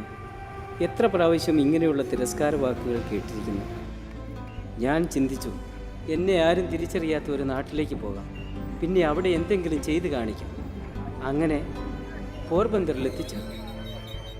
രണ്ട് കാലുകളും മുൻപോട്ട് നീക്കി വയ്ക്കൂ. കൈകളെ ശ്വാസം നിറയ്ക്കുന്നത് പോലെ മുകളിലേക്ക് കൊണ്ടുവരൂ. എന്നിട്ട് മെല്ലെ ശ്വാസം വിട്ടുകൊണ്ട് മുന്നിലോട്ട് കുനിയൂ. വളരെ നല്ലത് ആചാര്യജി, വളരെ നല്ലത്. നോക്കൂ സഹോദരന്മാരെ, സഹോദരികളെ, ആചാര്യൻ നമ്മളെ യോഗാസനം പഠിപ്പിക്കുന്നതാണ്. മുഴുവനും ഫ്രീ ആയി, അതും പൂർണ്ണമായി ഫ്രീ. ചികിത്സയും നടത്തി തരും. ആരെങ്കിലും രോഗികളായിട്ടുണ്ടെങ്കിൽ ആചാര്യോട് പറയൂ. ഗ്യാരണ്ടിയോടെ ഞാൻ പറയുന്നു, നിങ്ങൾക്ക് ഒത്തിരി വ്യത്യാസമുണ്ടാവും. ചേട്ടാ, ദാ ഇവിടെ കാണിച്ചോളൂ താങ്കളുടെ ആർത്രൈറ്റിസ്. അയ്യോ, എനിക്കൊന്നും കാണിക്കണ്ട, എല്ലാവരും അറിയും. മനസ്സിലാക്ക്, എല്ലാവരും അറിയും. അസ്സലാമലൈക്കും. ആ അബ്ദുൾ സർ, എനിക്ക് തോന്നുന്നു നിങ്ങൾ ശരിക്കും ഒരു ജിന്നാണെന്ന്. എന്തു പറ്റി? അത് സർ, നിങ്ങൾ കാണിച്ചു തന്നായിരുന്നില്ലേ? അക്യുപ്രഷർ. എക്യുപ്രഷർ. അതെ അതെ അതെ അതെ. അതുകൊണ്ട് എൻ്റെ ഉപ്പൂറ്റിയിലെ വേദന ഒക്കെ മാറി. സാറേ, എനിക്കൊരു സ്ഥലത്ത് നിൽക്കാൻ പോലും പറ്റിയിരുന്നില്ല. പിന്നെ വ്യാപാരം ശരിക്കും മോശമായിരുന്നു. പക്ഷെ സർ, നിങ്ങൾ പറഞ്ഞ മരുന്നേ മാർക്കറ്റിലൊന്നും കിട്ടുന്നേ ഉണ്ടായിരുന്നില്ല. അക്കാര്യം ശരി തന്നെ. ശുദ്ധമായ മരുന്ന് ഒരു കടകളിലും കിട്ടാനുമില്ല. അതെ അതെ അതെ അതെ. ഇനി നിങ്ങൾ തന്നെ പറയും, ഞങ്ങളൊക്കെ എന്ത് ചെയ്യാനാ? അതന്നെയാണ്. എന്നാ പിന്നെ എനിക്കും ചെയ്തു തരൂ അക്യുപ്രഷർ, പിന്നെ മരുന്നും കുറിച്ച് തരൂ. അതൊക്കെ ശരി തന്നെ. പക്ഷെ മാർക്കറ്റിൽ ശുദ്ധമായ ആയുർവേദ മരുന്ന് ലഭ്യമല്ലെങ്കിൽ നിങ്ങൾ എന്തുകൊണ്ട് അവ സ്വയം ഉണ്ടാക്കാൻ പഠിക്കുന്നില്ല? എങ്ങനെ? എവിടുന്ന്? ഇവിടെ നിന്ന് തന്നെ, കൃപാലുബാഗാശ്രമത്തിൽ നിന്ന്. വേറെ എവിടുന്ന? എന്തേ, തയ്യാറാണോ? അതെ, എല്ലായ്പ്പോഴും. എനിക്കറിയാം. അതുകൊണ്ട് തന്നെ ഞാൻ കാത്തിരിക്കുകയായിരുന്നു. വേറൊരു കാര്യം കൂടി എനിക്കറിയാം. ദേശം മുഴുവനും ഈ വരവിനായി കാക്കുകയാണ്.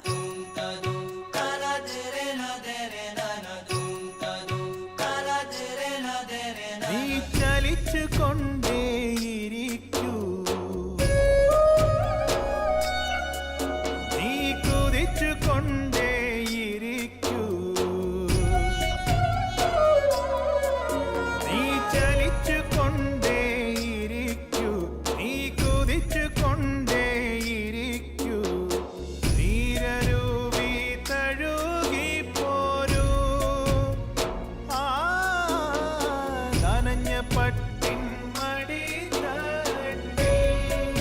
ഒരു മധുര ധ്വനി നീട്ടി ജലധാരയായി ഒഴുകൂ. നാളെ നാളെ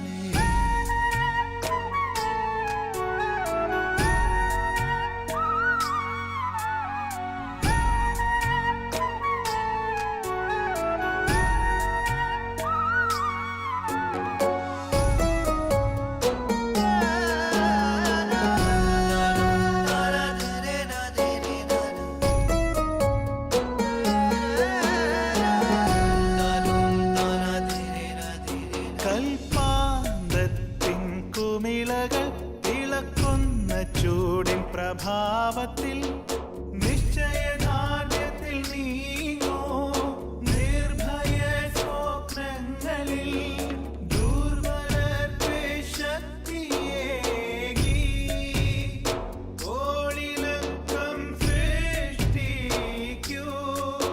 ഒരു കോളിളക്കം.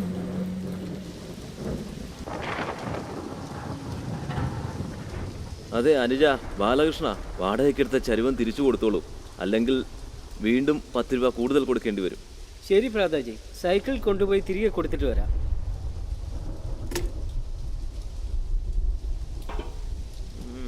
ഒക്കിക്കോളൂ. അയ്യോ, വീണുപോയി. ക്ഷമ നഷ്ടപ്പെട്ടാലെന്ത്, ധൈര്യം നഷ്ടപ്പെട്ടാലെന്ത്, ചിരിച്ചിട്ട് തുടച്ച് മാറ്റൂ, പുത്തൻ ലക്ഷ്യത്തെ ഉണർത്തിയിടൂ. പുതിയ പട്ടം മുലയുമ്പോൾ അഗ്നിനാളത്തിൽ അലിയുമ്പോൾ നീ ചലിച്ചു കൊണ്ടേയിരിക്കൂ, നീ കുതിച്ചു കൊണ്ടേയിരിക്കൂ. ക്ഷമിക്കണം ഗുരുജി, ഇന്ന് വെള്ളത്തിന് കുറച്ച് ഒഴുക്ക് കൂടുതലാണ്. കുത്തിക്കയറുന്ന മുള്ളുകളില്ലെങ്കിൽ ആ പദമെന്തു പദമാണ്. അതേപോലെ വെള്ളത്തിൽ പ്രതികൂലമായ ഒഴുക്കില്ലെങ്കിൽ ആ നാവികന്റെ ധൈര്യത്തിന്റെ എന്തു പരീക്ഷയാണ്. എന്താ ഗുരുജി നിങ്ങൾ എന്താണ് പറഞ്ഞത്? താങ്കൾ ഞങ്ങളുടെ ആത്മധൈര്യം ഇരട്ടിയാക്കി തന്നു. നീരരുവി തഴുകിപ്പോരൂ.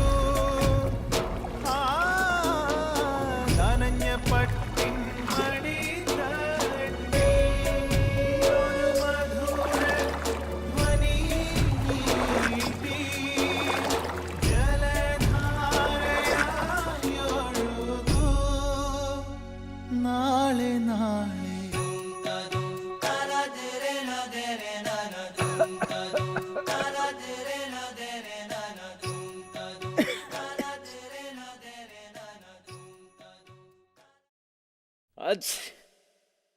അങ്ങയുടെ ആരോഗ്യത്തെ പറ്റിയും ചിന്തിക്കൂ.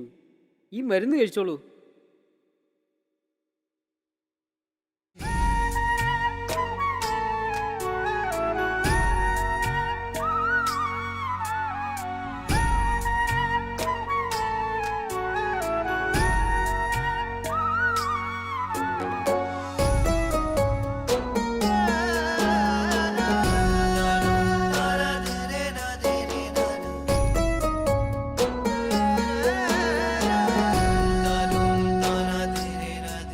കൽപ്പാന്തത്തിൻ കുമിളകൾ തിളക്കുന്ന ചൂടിൻ പ്രഭാവത്തിൽ നിശ്ചയദാർഢ്യത്തിൽ നീങ്ങോ. നിർഭയ സ്വപ്നങ്ങളിൽ ദുർബലർക്കേ ശക്തിയേകി. കോളിളക്കം സൃഷ്ടിക്കൂ, ഒരു കോളിളക്കം.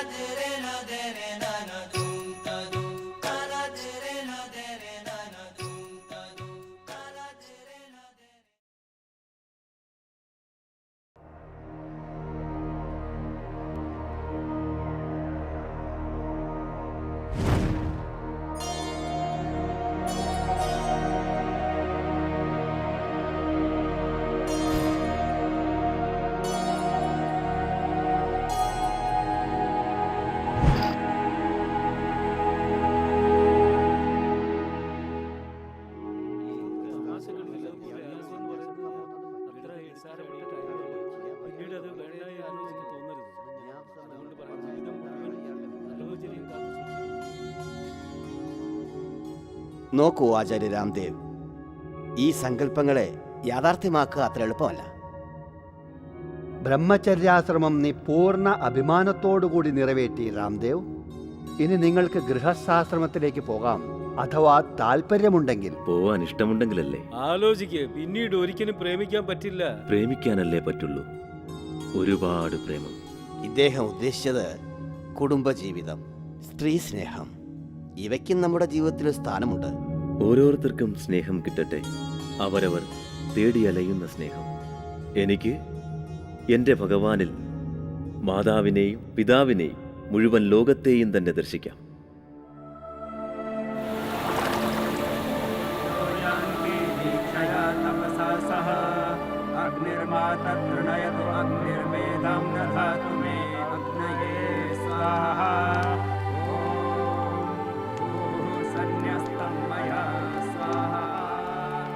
ഇനി സ്വാമി രാംദേവ്ജി സന്യാസധർമ്മം സ്വീകരിക്കുന്നതായിരിക്കും.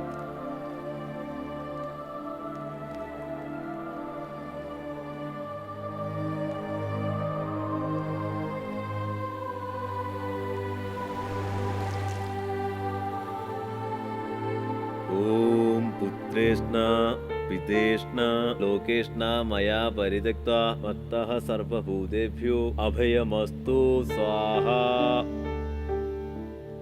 ഞാൻ ഇന്നു മുതൽ പുത്രനെന്നും ശിഷ്യനെന്നുമുള്ള മോഹങ്ങൾ അപ്പാടെ കൈവെടിഞ്ഞ് ഞാൻ സന്യാസധർമ്മം സ്വീകരിക്കും.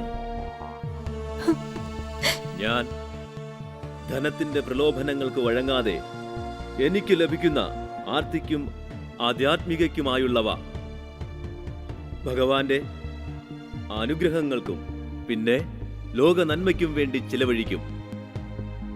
ഞാൻ മാനപ്രതിഷ്ഠയുടെ ആഗ്രഹം ത്യജിച്ച് എന്റെ കർത്തവ്യങ്ങൾ നിറവേറ്റും. ഞാൻ ഇന്നു മുതൽ എല്ലാ ജീവജാലങ്ങൾക്കും അഭയം പ്രദാനം ചെയ്യും.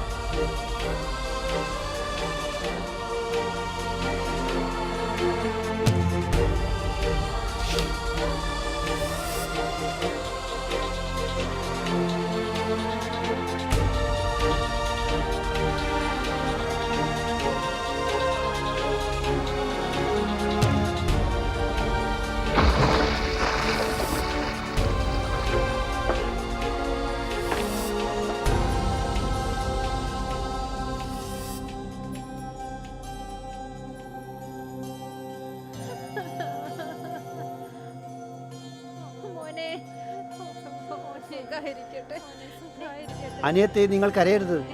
നിങ്ങൾ നിങ്ങളുടെ പുത്രനെ വിശ്വത്തിന് വേണ്ടി അർപ്പിച്ചിരിക്കുകയാണ്. അവന്റെ ജന്മം തന്നെ വിശ്വ കല്യാണത്തിന് വേണ്ടിയാണ്. അപ്പൊ എനിക്ക് തോന്നി എൻ്റെ മോൻ വലിയ സന്യാസിയൊക്കെ ആയിട്ട് എത്ര വലിയ വിദ്വാനാണെന്ന്. എന്തുമാത്രം പഠിക്കുമായിരുന്നു, അവൻ വലിയവനാകുമെന്ന് എനിക്കറിയാം. ഇപ്പോൾ അവൻ ദേശത്തിനു വേണ്ടി എന്തെല്ലാം ചെയ്യുന്നു. ഭാരത് മാതാവ് ഭാരത് മാതാവ് ഭാരത് മാതാവ്. അച്ഛാ, ബ്രേക്ക് ഏ മര്യാദയ്ക്ക് വണ്ടി ഓടിക്കാൻ വിട്. മനുഷ്യ, ഓ മനുഷ്യ, വലിയ വൈദ്യർ എവിടെയാണ് ഇരിക്കുന്നത്? ദാ അവിടെയാണ് അദ്ദേഹം ഇരിക്കുന്നത്. ഏത് കളിക്കാനുള്ള സാധനം കേട്ടോ. മോനെ മിണ്ടാതിരിക്കൂ, വലിയ ഡോക്ടർ ഇപ്പം വരും. ഇഞ്ചക്ഷൻ വെക്കുവോ? മിണ്ടാതിരിക്കടാ, അച്ഛന്റെ കഴുത്തിലാണ് വേദന എന്നറിയില്ലേ? ഇവനെ ശ്രദ്ധയ്ക്ക്, അല്ലെങ്കിൽ എല്ലാം പൊട്ടിച്ചു കളയുവൻ. ഇതെന്താ ഒരു ഇവിടെ വേദന, ഒരു ഇവിടെ വേദന? നിന്നെയൊക്കെ അധ്വാനിച്ച് കൂട്ടുന്നോണ്ടാണ് എനിക്ക് വേദന. അച്ഛനോട് എങ്ങനെയാ സംസാരിക്കണമെന്ന് നീ ഒന്നും പറഞ്ഞു കൊടുക്കുന്നില്ല. മോനെ അച്ഛനോട് മര്യാദയ്ക്ക് സംസാരിക്കൂ. വേറെ ആരോട് വേണ്ടല്ലേ? മിണ്ടാണ്ടിരിക്ക അവിടെ. നീ ഇങ്ങോട്ട് വാ, ഇവിടെ ഇരിക്കേ.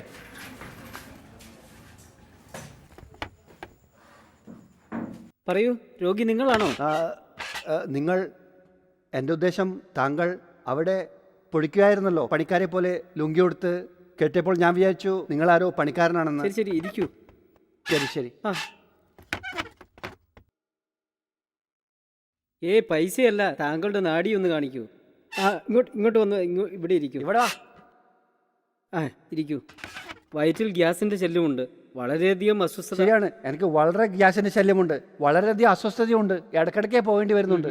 അതുകൊണ്ട് ഓഫീസിലും വേഗുന്നത്. ഈ കഴുത്ത് ജാമായിട്ടുണ്ട്, താഴെ വരുന്നേ ഇല്ല. സ്വാമിജിക്ക് അറിയാമായിരുന്നു, ഒരാളുടെ അസുഖത്തെ അയാളുടെ ശരീരത്തിൽ നിന്ന് മാത്രമല്ല മനസ്സിൽ നിന്നും കുടിയിറക്കേണ്ടതുണ്ടെന്ന്. മാനസിക പിരിമുറുക്കം അയയുമ്പോൾ രോഗം ഭേദമാകുന്നു. പിന്നെ യോഗ ഒരു ചിട്ടയായ ജീവിതശൈലിയുടെ പ്രതീകമാണ്. യോഗ ഒരു ഉപചാരത്തിന്റെ വൈജ്ഞാനിക പദ്ധതിയാണ്. ഇത് നമ്മെ വികാരങ്ങളുടെ മാനസിക പിരിമുറുക്കത്തിൽ നിന്നും നമ്മെ മുക്തരാക്കും. പക്ഷേ ഏത് ദേശത്തിൽ നിന്നാണോ യോഗയും ആയുർവേദവും ലോകം മുഴുവൻ പ്രചരിപ്പിച്ചത്, ആ ദേശത്തിൽ ഇപ്പോൾ യോഗയ്ക്കും ആയുർവേദത്തിനും ഒരു ഭാവിയും കാണുന്നില്ല.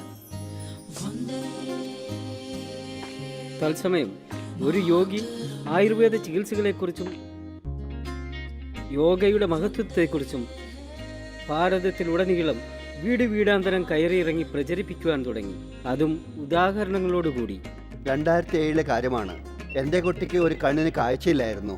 ഡോക്ടറെ കാണിച്ചപ്പോൾ ഓപ്പറേഷൻ വേണ്ടിവരുമെന്നും അതിനുശേഷവും യാതൊരു ഉറപ്പും നൽകാനാവില്ലെന്നും അറിയിച്ചു. കാഴ്ച കിട്ടാനുള്ള സാധ്യത വെറും 15% ആണെന്നും അറിയിച്ചു. പിന്നെ അതിനുശേഷം ഞങ്ങൾ സ്വാമിജിയുടെ ഇന്റർവ്യൂ കണ്ട് അനുലോം വിലോം ചെയ്യാൻ തുടങ്ങി. ഡോക്ടർ പറഞ്ഞു ഇത് അത്ഭുതമാണെന്നാണ്. എനിക്ക് മൈഗ്രൈൻ എന്ന അസുഖം ഉണ്ടായിരുന്നു. എൻ്റെ തല വളരെയധികം വേദനിക്കുമായിരുന്നു. അനുലോം വിലോമം പിന്നെ കപാൽഭാതി പ്രാണായാമം കൊണ്ട് വളരെയധികം ലാഭമുണ്ടായി. ഇപ്പോൾ തോന്നുന്നു ജീവിതത്തിൽ യോഗയ്ക്ക് മാത്രം. തിരക്ക് ശരിക്കും വർദ്ധിക്കുവാൻ തുടങ്ങി. മീഡിയയുടെ വലിയൊരു പങ്കുണ്ടായിരുന്നു ഇതിൽ. TV സെറ്റിന്റെ മുന്നിലും പാർക്കിലും ജനങ്ങൾ കാണാൻ തുടങ്ങി. ഇപ്പോഴാളുകൾ പ്രാണായാമം ചെയ്യുന്നതും രോഗങ്ങളാൽ വലയുന്നവരിലും പുതിയൊരു ആശയുടെ കിരണം തെളിയുന്നത് കാണാൻ കഴിയുന്നു. ഞാൻ തൈറോയിഡിനു വേണ്ടി എൽടോക്സിനും പിന്നെ പ്രിലോൺ ടാബ്ലറ്റ്സും എടുക്കുമായിരുന്നു. ഡോക്ടർ പറഞ്ഞു ജീവിതകാലം മുഴുവൻ ഇത് കഴിക്കേണ്ടി വരുമെന്ന്. ഞാൻ 14 വർഷം തുടർച്ചയായി ഗുളിക കഴിച്ചു. പക്ഷെ കഴിഞ്ഞ 5 വർഷമായി ഞാൻ ഗുളിക കഴിക്കുന്നില്ല. എന്റെ ദേഷ്യം മാറി, എന്റെ സ്വഭാവത്തിൽ മാറ്റമുണ്ടായി. പ്രാണായാമം കൊണ്ട് എനിക്ക് വളരെയധികം നേട്ടങ്ങളുണ്ടായി. ലക്ഷക്കണക്കിന് ആളുകൾ ഒത്തുചേരാൻ തുടങ്ങി. അതുപോലെ 1,00,000 പേർ ദാനവം നൽകി. 2005 മുതൽ അവസാനം വരെ, അതായത് ഡിസംബർ വരെ ഞാൻ മദ്യപാനം നിർത്തി. ആയുർവേദത്തിന്റെ ഗുളിക കഴിച്ചിട്ട് 1 മാസം കൊണ്ട് എന്റെ ഷുഗർ കൺട്രോളിലായി. സർവ്വസമയവും കണ്ണട വേണ്ടിയിരുന്ന എനിക്ക് ഇപ്പൊ കണ്ണടയുടെ ആവശ്യമേ ഇല്ല. വളരെ വളരെ നന്ദി. ഭാരതത്തെ ഭാരതീയതയോട് അടുപ്പിച്ചു, അവരിൽ ആത്മാഭിമാനം ജനിപ്പിച്ചു. ദിവ്യയോഗ മന്ദിർ ട്രസ്റ്റിന്റെ നാമത്തിൽ നട്ട ഈ ചെടികൾ 10 വർഷം കൊണ്ട് ജനങ്ങളുടെ സഹകരണം കൊണ്ട് ഭവ്യ പതഞ്ജലി യോഗപീഠ് എന്ന നാമത്തിൽ സ്ഥാപിക്കപ്പെട്ടു.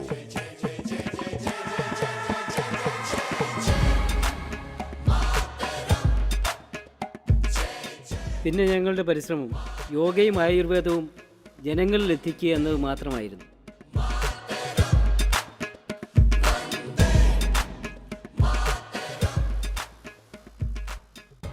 ആയുർവേദത്തിൽ രോഗിയുടെ പരിശോധന നാഡിയിൽ നിന്ന് തന്നെ ആയിരുന്നുവെങ്കിലും കൂട്ടത്തിൽ പല ആധുനിക മെഷീനും ഉപയോഗിക്കുന്നുണ്ട്.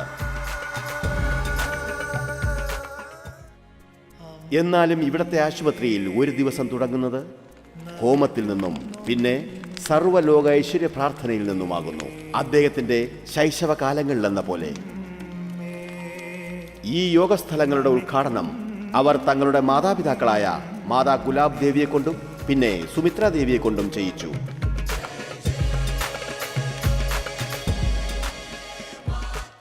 ജനങ്ങൾക്ക് വളരെയധികം പ്രയോജനവും അതിയായ തിരക്കും കൂടാൻ തുടങ്ങിയപ്പോൾ ഇത്രയും വലിയ സ്ഥലവും ചെറുതായി തുടങ്ങി.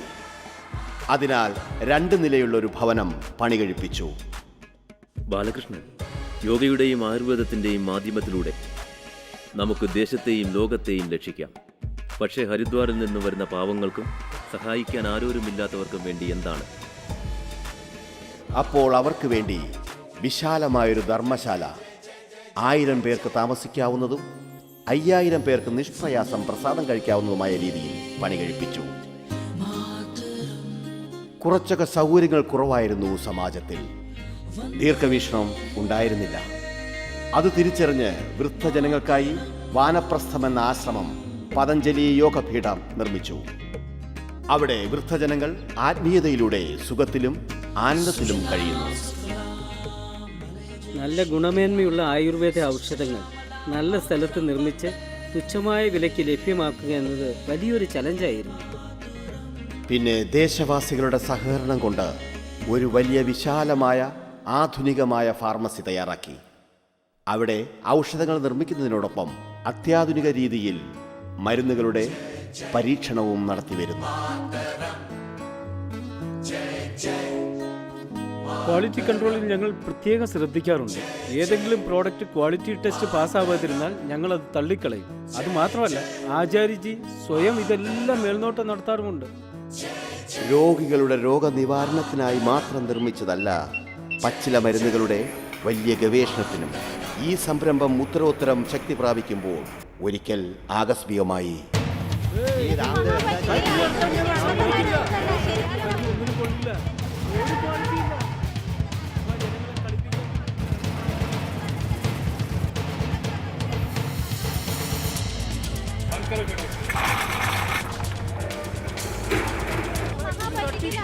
ഞങ്ങൾ നിങ്ങളെ തുറക്കാൻ വരില്ല.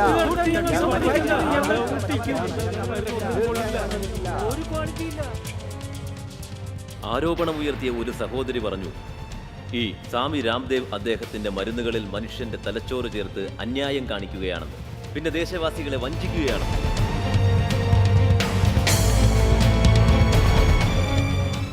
ഈ പ്രശ്നം മനസ്സിനെ വല്ലാതെ ദുഃഖിപ്പിച്ചു. പക്ഷേ പിന്നീട് ജനങ്ങളുടെ സ്നേഹവും സ്വീകാര്യതയും കൊണ്ട് അതിനുള്ള ഉത്തരം കണ്ടുപിടിച്ചു.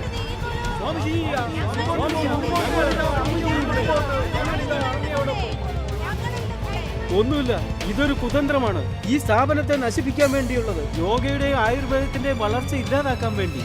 സ്വാമിജിയും ആചാര്യനും എന്താണോ പറയുന്നത് അതിനപ്പുറം ഒന്നുമില്ല. ഉത്തരാഞ്ചൽ സർക്കാർ കൊണ്ടുപോയ സാമ്പിൾ മരുന്നുകളിൽ ഒന്നിൽ പോലും അവർക്ക് മനുഷ്യന്റെ തലയോട്ടിയോ തലച്ചോറോ ഒന്നിന്റെയും പൊടി പോലും ഉണ്ടായിരുന്നില്ല കണ്ടുപിടിക്കാൻ.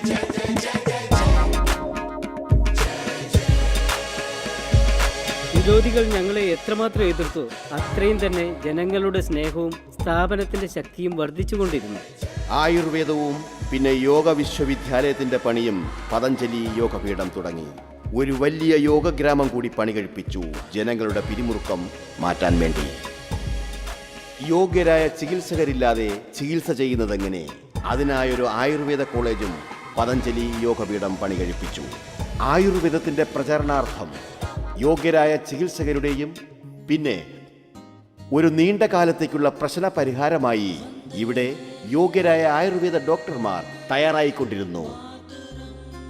പതഞ്ജലി യോഗപീഠം പ്രയത്നം കൊണ്ട് ജീവൻദായിനി ഔഷധ സസ്യങ്ങളെ സംരക്ഷിച്ചു വരുന്നു. ഇത്രയുമൊക്കെ ചെയ്യുമ്പോൾ അതിൻ്റെയൊക്കെ വിശദ വിവരങ്ങൾ ആവശ്യമായി വരുന്നു. ലോകത്തിന്റെ ഭാഷയിൽ പഠിപ്പിക്കേണ്ടത് ആവശ്യമായിരുന്നു.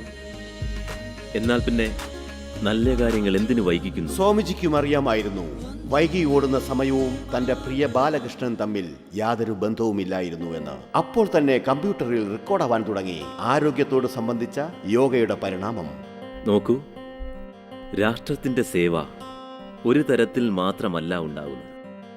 എവിടെയൊക്കെ ഓരോ ദേശത്തും ദുഃഖം, ദാരിദ്ര്യം, പട്ടിണി അവസ്ഥയുമുണ്ടോ അവിടെയൊക്കെ നമ്മളും ചെന്നെത്തേണ്ടതുണ്ട്. ബീഹാറിൽ വെള്ളപ്പൊക്കത്തിൽ നഷ്ടപ്പെട്ടവർക്കുള്ള സഹായവും സുനാമി മൂലം കഷ്ടപ്പെട്ടവർക്കുള്ള സഹായവും അതുമല്ലെങ്കിൽ ദേശത്തിന് വേണ്ടി രക്തസാക്ഷികളായവരെ ആദരിക്കുന്ന കാര്യത്തിലും എല്ലാ കാര്യത്തിലും പതഞ്ജലി യോഗപീഠം സഹായം നൽകി വരുന്നു. ഗംഗയെ സംരക്ഷിക്കൂ എന്ന സമരത്തിൽ എല്ലാ ധർമ്മ സമരക്കാരെയും സമന്വയിപ്പിച്ച് ഗംഗയ്ക്ക് രാഷ്ട്രീയ നദിയുടെ സ്ഥാനം വാങ്ങിക്കൊടുത്തു. ഇതിനിടയിൽ വലിയൊരു ചുവടുവയ്പായിരുന്നു ആചാര്യ ബാലകൃഷ്ണന്റെ ശാസ്ത്രജ്ഞരുമായി ചേർന്നുള്ള സഞ്ജീവനിയുടെ കണ്ടുപിടുത്തം. പിന്നെയും ഒരു വിഷമത്തെ കൂടി സ്വാമിജിക്ക് മറികടക്കണമായിരുന്നു: ഇവിടത്തെ കർഷകരുടെ അവസ്ഥയിൽ ഒരു മാറ്റം. ഇതിനെ സംബോധന ചെയ്യാൻ അദ്ദേഹം ഒരു ചെറിയ വഴി കണ്ടുപിടിച്ചു. അദ്ദേഹം വലിയൊരു ഫുഡ് ആൻഡ് ഹെർബൽ പാർക്ക് നിർമ്മിച്ചു. കർഷകരുടെ പ്രയത്നത്തിന് ഉചിതമായൊരു കൂലി കിട്ടാൻ. പിന്നെ ഗുരുകുൽ പ്രണാലിക്ക് മറ്റെന്തു വേണം? ഈ ഗുരുകുൽ പ്രണാലി പഠിപ്പിച്ചതുപോലെ ഏതൊരു വിഷമങ്ങളിൽ നിന്നും ഒളിച്ചോടാതെ ധൈര്യപൂർവം നേരിടണമെന്ന പരമാർത്ഥം തന്നെ പഠിപ്പിച്ച ഈ ഗുരുകുലത്തെപ്പറ്റി ജാഗ്രത ഉണ്ടാകാനും മറ്റുള്ളവരിൽ ഉണ്ടാക്കിക്കൊടുക്കുവാനും സമാജ സേവനത്തിന്റെ പാത മറ്റുള്ളവർക്കായി തുറന്നു കൊടുക്കാൻ വേണ്ടിയും കിഷൻഗഡ് ഖാസേഡയുടെ മാനേജ്മെന്റ് പതഞ്ജലി യോഗപീഠം സ്വന്തം കൈകളിലാക്കി. സ്വാമിജി മഹാരാജിൻ്റെ വലിയൊരു ആഗ്രഹമായിരുന്നു നമ്മുടെ ആധുനിക വിദ്യാഭ്യാസവും പിന്നെ ഈ മണ്ണിനെ പറ്റിയുള്ള അറിവും ഒരുമിച്ച് ചേരുന്ന ഒരു ഗുരുകുലം നടത്തുക എന്നത്. പതുക്കെ പതുക്കെ ലോകമെമ്പാടും ബാബ രാംദേവിന്റെ യോഗപ്രചാര കാര്യങ്ങൾക്ക് അംഗീകാരം ലഭിച്ചു തുടങ്ങി. ചിലപ്പോൾ അദ്ദേഹം ന്യൂജേഴ്സിയിൽ ആദരിക്കപ്പെടുകയായിരുന്നെങ്കിൽ മറ്റു ചിലപ്പോൾ ന്യൂയോർക്കിന്റെ നാസു കൗണ്ടി, പിന്നെ ബ്രിട്ടീഷ് പാർലമെന്റിന്റെ ഹൗസ് ഓഫ് കോമൺസിൽ.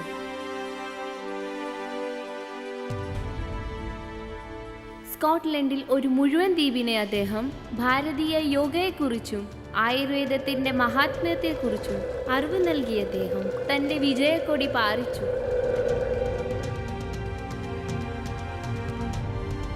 അയൽ രാജ്യമായ നേപ്പാളിലും യോഗയുടെയും ആയുർവേദത്തിന്റെയും വിവിധ തരത്തിലുള്ള ഉപയോഗത്തെപ്പറ്റി അവരെ ബോധവാന്മാരാക്കി. ആ മോനെ, ചോദിച്ചോളൂ. സ്വാമിജി, താങ്കൾക്കും ഞങ്ങളെ പോലെ 2 കൈകളും 2 കാലുകളും ഒരു മസ്തിഷ്കവുമാണുള്ളത്. എന്നിട്ടും താങ്കൾക്ക് ഇത്രയും കാര്യങ്ങൾ എങ്ങനെ ചെയ്യാൻ പറ്റുന്നു? സ്വാമിജി, ഒരു കാര്യം ഞങ്ങൾ എല്ലാവരും അറിയാൻ ആഗ്രഹിക്കുന്നു. കഴിഞ്ഞ 10 വർഷങ്ങളായി നിങ്ങളുടെ 2 പേരുടെയും ജീവിതശൈലികളിൽ ഒരു വ്യത്യാസവുമില്ല. പക്ഷെ നിങ്ങളുടെ ഗതിവിധികളിൽ അത്രയും പ്രഗതിശീലതയുടെ പിന്നിലെ രഹസ്യം എന്താണ്? ഒരു ജീവിതത്തിൽ ഇത്രയും കാര്യങ്ങൾ അസംഭാവ്യമായി തോന്നുന്നു. നോക്കൂ മോനെ, അസംഭവത്തിനെ സംഭവമാക്കാനുള്ള അപാര സാമർഥ്യവും ക്ഷമയും ശക്തിയും പിന്നെ ഊർജവുമെല്ലാം നിന്റെ ഉള്ളിലുണ്ട്. പക്ഷേ സമയത്തെ മാനിക്കുകയും 6 മണിക്കൂർ ഉറങ്ങാനും 1 മണിക്കൂർ വീതം യോഗാഭ്യാസത്തിനും 1 മണിക്കൂർ നിത്യകർമ്മങ്ങൾക്കും പിന്നെ 2 മണിക്കൂർ കുടുംബത്തിനൊപ്പവും ചിലവഴിക്കാം. 14 മണിക്കൂർ നിർത്താതെ നിരന്തരം പരിശ്രമിച്ചാൽ ഒരു ദിവസം നീയും ആകാശത്തിൻ്റെ ഉയരങ്ങളെ തീർച്ചയായും കീഴടക്കും. തടസ്സങ്ങളെ അതിജീവിച്ച് ബുദ്ധിമുട്ടുകളുടെ മുന്നിൽ തലകുനിക്കാതെ, നിന്ദ മൂലം അടിപതറാതെ നമ്മൾക്ക് ധൈര്യം കിട്ടുന്നതുവരെ മുന്നോട്ട് പോകണം. എപ്പോൾ വരെ നമുക്ക് ലക്ഷ്യം കിട്ടുന്നില്ല അതുവരെ നമ്മൾ മുന്നോട്ട് തന്നെ പോകണം. സ്വാമിജി, ആചാര്യജി, താങ്കളുടെ ഫ്യൂച്ചർ പ്ലാൻ എന്തൊക്കെയാണ്? നോക്കൂ കുട്ടി, എന്റെ ജന്മം തന്നെ ആത്മോദ്ധാനത്തിനും രാഷ്ട്രോദ്ധാനത്തിനും വേണ്ടി ഒഴിഞ്ഞുവെച്ചതാണ്. ഈ ദേശത്തിന്റെ മണ്ണിൽ പിറന്നു, ഇവിടുത്തെ അന്നജലം കഴിച്ച് ജീവിക്കുന്നു. ഈ ദേശത്തിലെ അമ്മ, സഹോദരി, പെൺമക്കൾ, പിന്നെ ഈ കോടാനുകോടി ജനങ്ങളുടെ കണ്ണുനീരിന്റെ മുന്നിൽ എന്റെ ഹൃദയത്തിന്റെ വേദനയും പീഡയുമാണ്. പിന്നെ അവരുടെ സന്തോഷമാണ് എന്റെ ആത്മസംതൃപ്തിയും. എന്റെ ദേശത്തിലെ ഓരോ വ്യക്തിയും ആദർശത്തോടെയും ആദരവോടെയും കൂടി ജീവിക്കട്ടെ. എല്ലാ ദേശവാസികളുടെയും സമൃദ്ധവും സംസ്കാരവും ചരിത്രവും ഉണ്ടാക്കുന്നു. ഒരു വ്യക്തിയുടെയും മരണം പട്ടിണിയിലും അസുഖത്തിലുമല്ലാതാവട്ടെ. എൻ്റെയും എൻ്റെ സഹോദരൻ്റെയും ഉദ്ദേശം യോഗയിലൂടെയും ആയുർവേദത്തിലൂടെയും എല്ലാ ദേശവാസികളുടെയും സേവനമാണ്. ഈ കാര്യങ്ങൾ പ്രചരിപ്പിക്കുന്നതിന് മുമ്പ് എനിക്ക് വേണ്ടത് സംസ്കാരമുള്ള ഭാരതം, പിന്നെ ലോകത്തിൻ്റെ നിർമ്മാണവും. അതിനുവേണ്ടിയുള്ള എൻ്റെ ആദ്യത്തെ യുദ്ധം അഴിമതിയോടാണ്.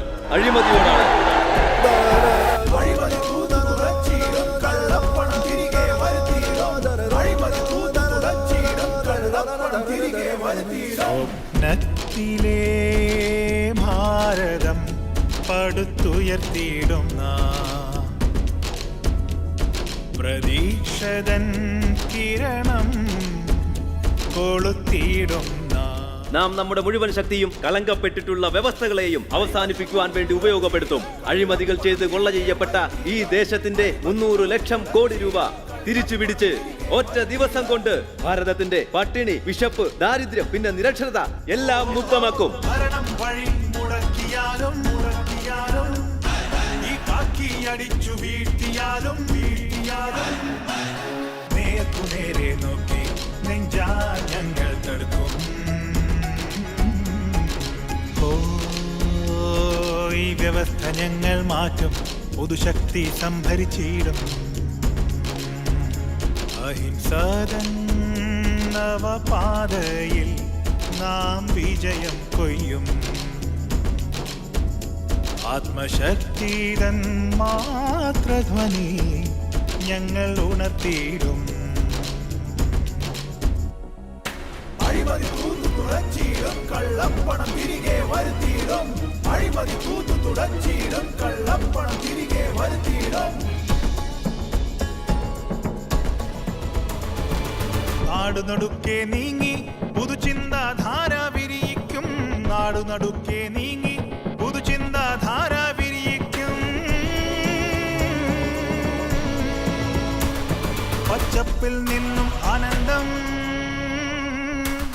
മായ്ക്കും വിശപ്പെന്നും. നിന്നരണ്യം നിന്റെ നദികൾ പുഷ്പം നിറയും പൂന്തോട്ടം.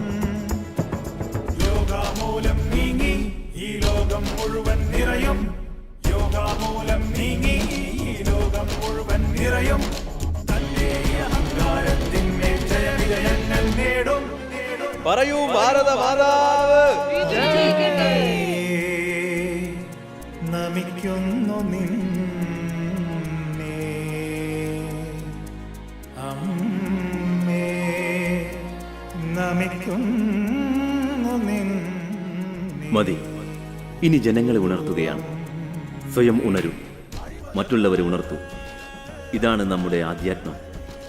ജീവിതത്തിൽ നിന്നുള്ള ഒളിച്ചോട്ടം, മരണത്തിൻ്റെ ഭയം, എപ്പോഴും ജാഗ്രതയോടെ ഇരിക്കുക. ഇതാണ് നമ്മുടെ യോഗം.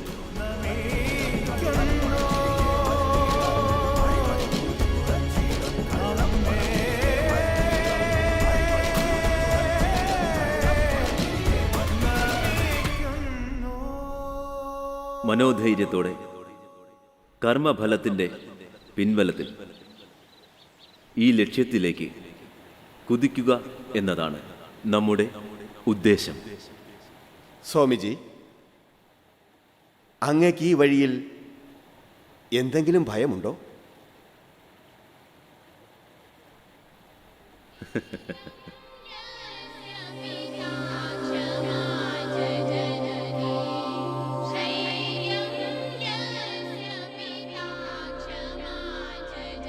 ധൈര്യം അവന്റെ പിതാവ്,